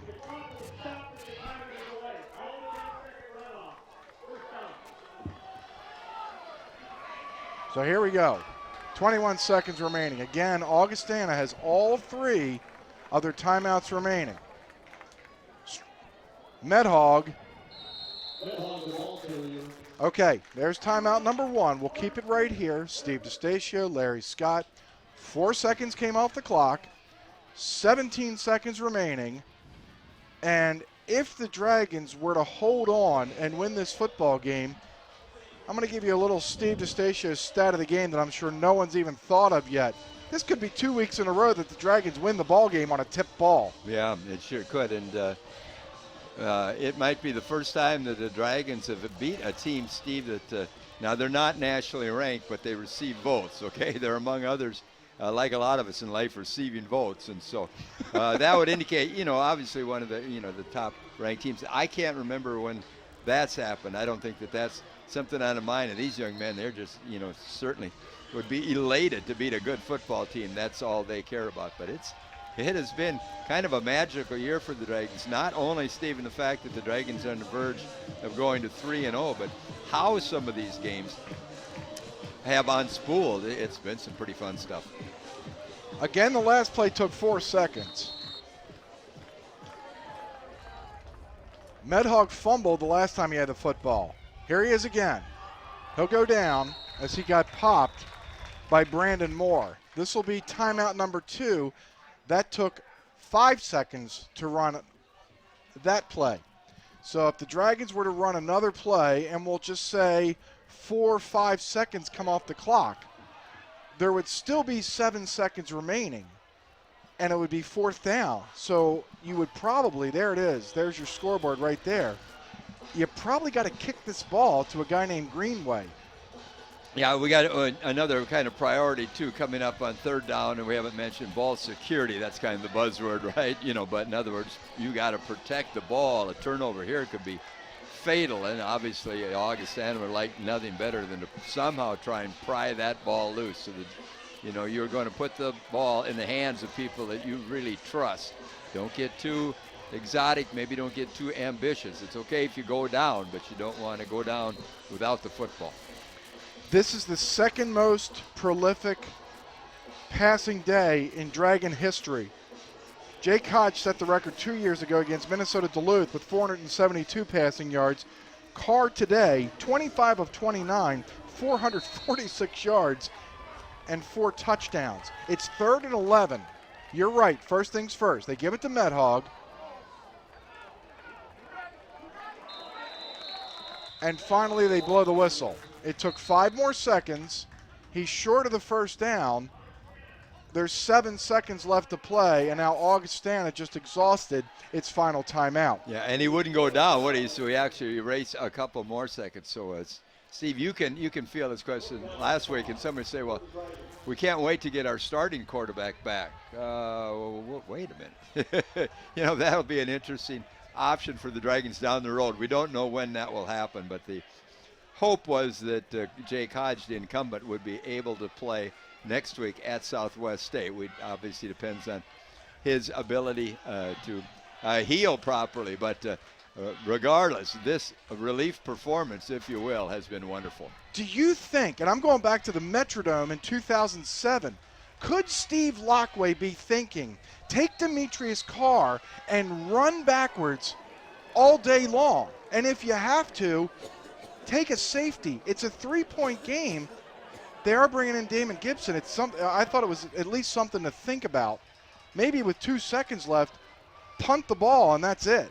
Yeah, it's something else you got to watch for, a block punt. Yeah. There's no given that he's just going to get the ball away. You got a return man. Augie's got a couple chances. Block it or run it back. We mentioned this game was not over yet. There's Gibson. He's going to run. You got to go into the end zone. 2, 1. He runs the clock out. He gets the safety, and the Dragons win by a point. I didn't know it was going to be Damon Gibson, but that thought crossed my mind. Either way, the Dragons are 3-0. Yeah, that was a good call, and certainly I didn't know if it could end on a safety, but in fact it did, so a great win. We're back to talk to quarterback coach Matt Bosch after this. You're watching live coverage of MSU Moorhead Dragons football presented by Dragons Live.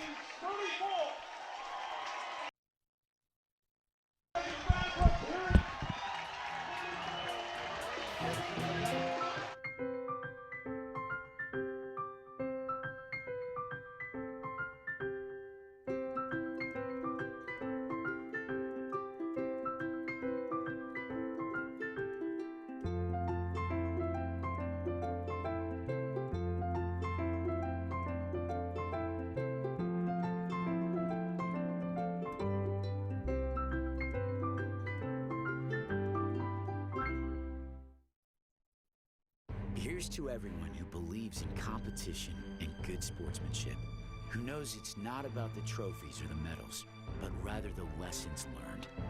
For those who understand, it's not whether you win or lose, just that you give your best. So go ahead, lace them up, take the field, have fun, and play. For the experience, for the memories, for the love of the game. Shields. Welcome back to Shields Field, Alex Nemzik Stadium. Steve DeStacio with you. The Dragons have done it. The Cardiac Kids do it again. They win it today.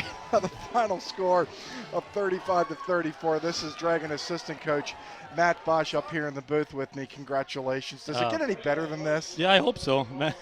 3-0 is great, Steve. But as you've seen us in this program, we're hungry for a lot more than 3-0. That's a big win. I don't want to downplay that win. That's a huge win for our program. But, yeah, there's better days ahead of us as well. You beat a great Augustana University squad. You knew they weren't going to go away. They were down 21-3 early. They hung in there. But you know what? So did your guys when they were up against it. Yeah, that's a great program over there. They're well coached. They've got some good athletes. And we knew at 21-3 the game was far from over. We played well right away, but we knew that that counterpunch was coming, and then it came, and they did play well. But our guys came back as well. You believe in the system, you believe in what you're doing, you believe in yourselves. Great things can happen. That happened today. Steve DeStacio alongside Matt Bosch. Look right into the camera with a straight face, say, Demetrius Carr is a backup quarterback. Are you kidding? It's great to have two guys like that in our program. I'm proud of him. I'm also proud of Jake. Jake coached him all day today and did a great job. I'm proud of Chase Montplaisir, another coach of ours that helps the quarterbacks. Bryce Meal, our third quarterback, who gets us ready, all week. Those guys as a group, and it's a joy to coach those guys. And I tell them all the time, it doesn't matter who's on the field, you're all part of it.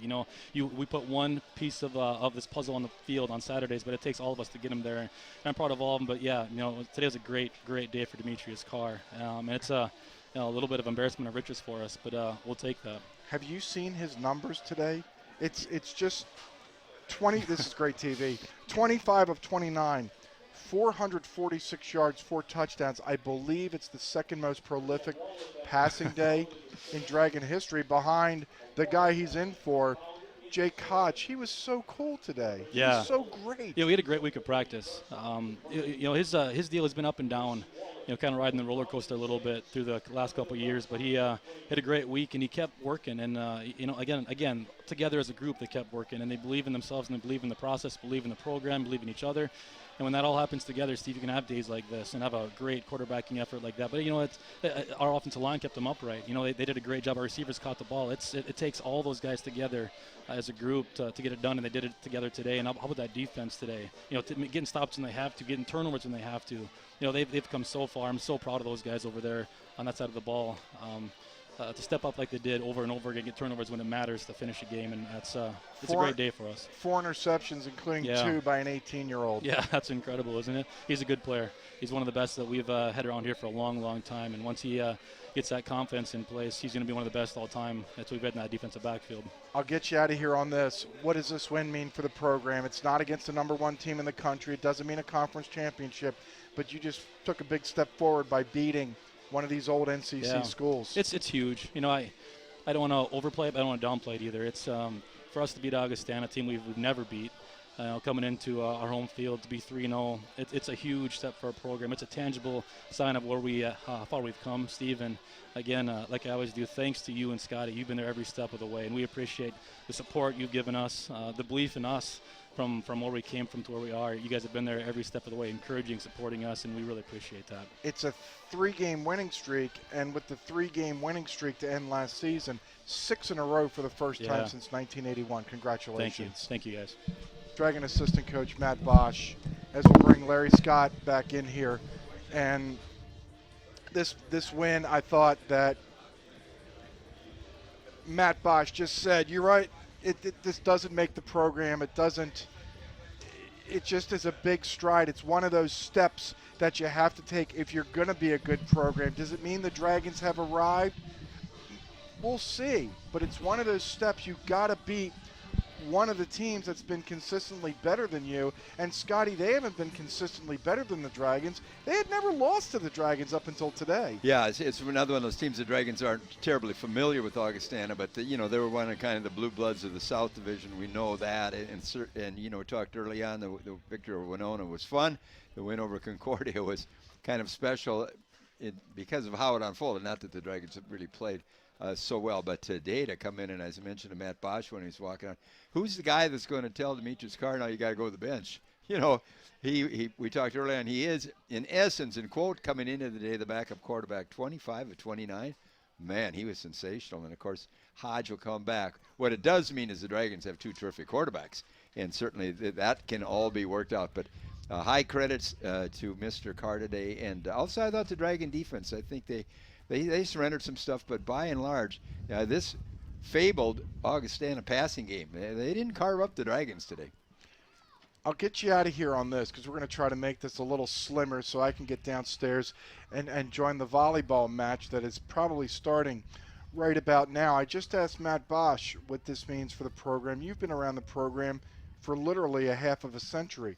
This is a good win. How good? Yeah, well, it kind of validates some of the stuff you're doing, and I don't know that the coaches and that are looking at that, or certainly I had the feeling going on at the end of the year anyway that there were no goals that they'd set in terms of victories, and I don't think they talk along the terms. They want to get better week by week, we know that. But when we look at this realistically, now the Dragons have dispatched of Winona State and Concordia on the road, and now Augustana. Now we know in a while there's some work to be done at Southwest State next week.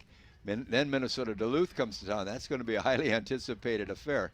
I know you need to take, first things first. We know that.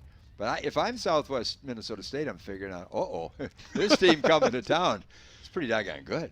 And it's interesting for us because we've been there, we've seen, we saw these kids get clubbed around a few years ago, right? And there was always that hope that they'll get better. You and I had calling games, some of them are 52-7, and you try and find a ray of hope in there, right? And it was kind of like, just stay the course with us. It's kind of what the coaches and players are saying.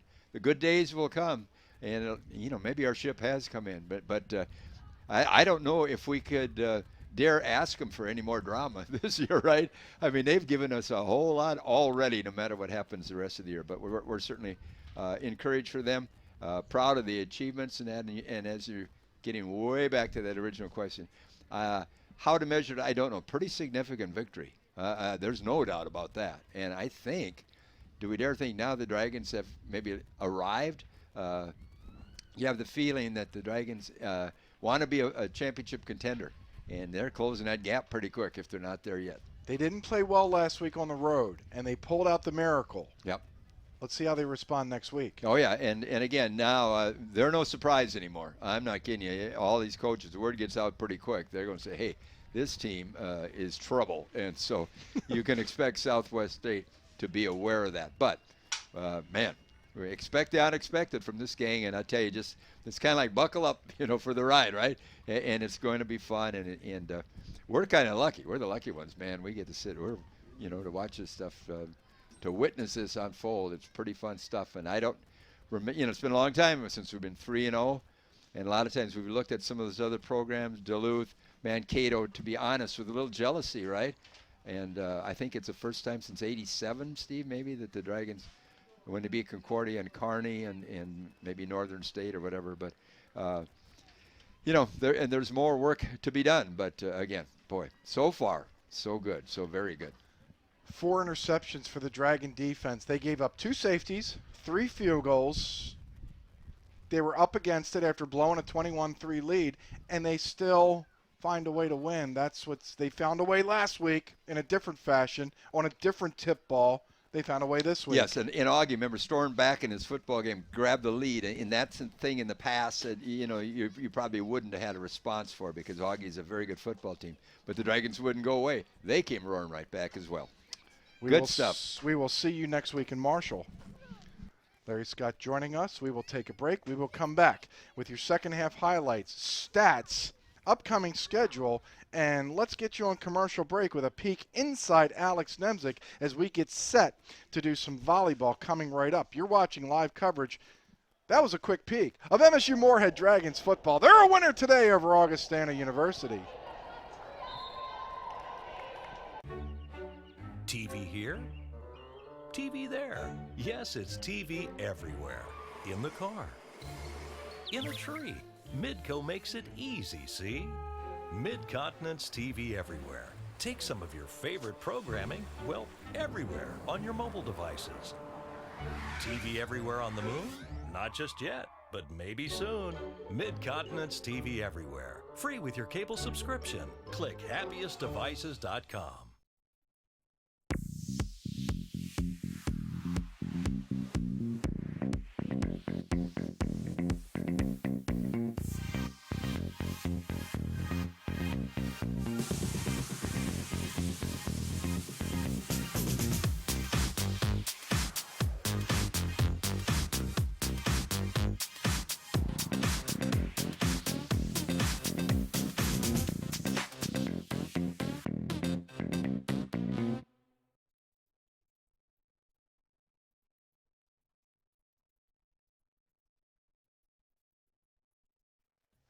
Get everything Dragons in the palm of your hand with the MSUM Dragons mobile app.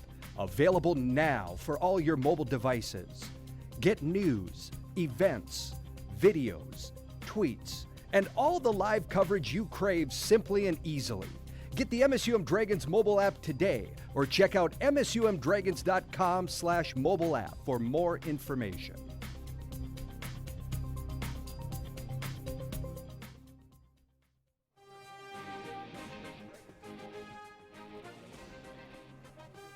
Let's take a look at the second half highlights, if we can. And we're going to bookend them with a youngster from Barnesville, Minnesota.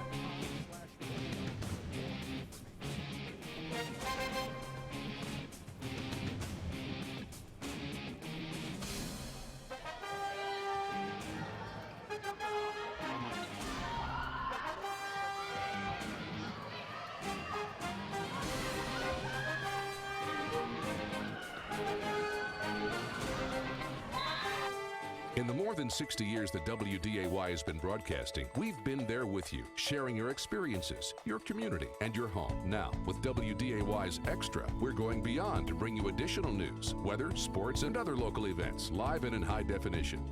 WDAY's Extra is a channel that's giving you more coverage while providing the same superior quality that you expect. Check your local listings or contact your cable provider for WDAY's Extra, bringing you more.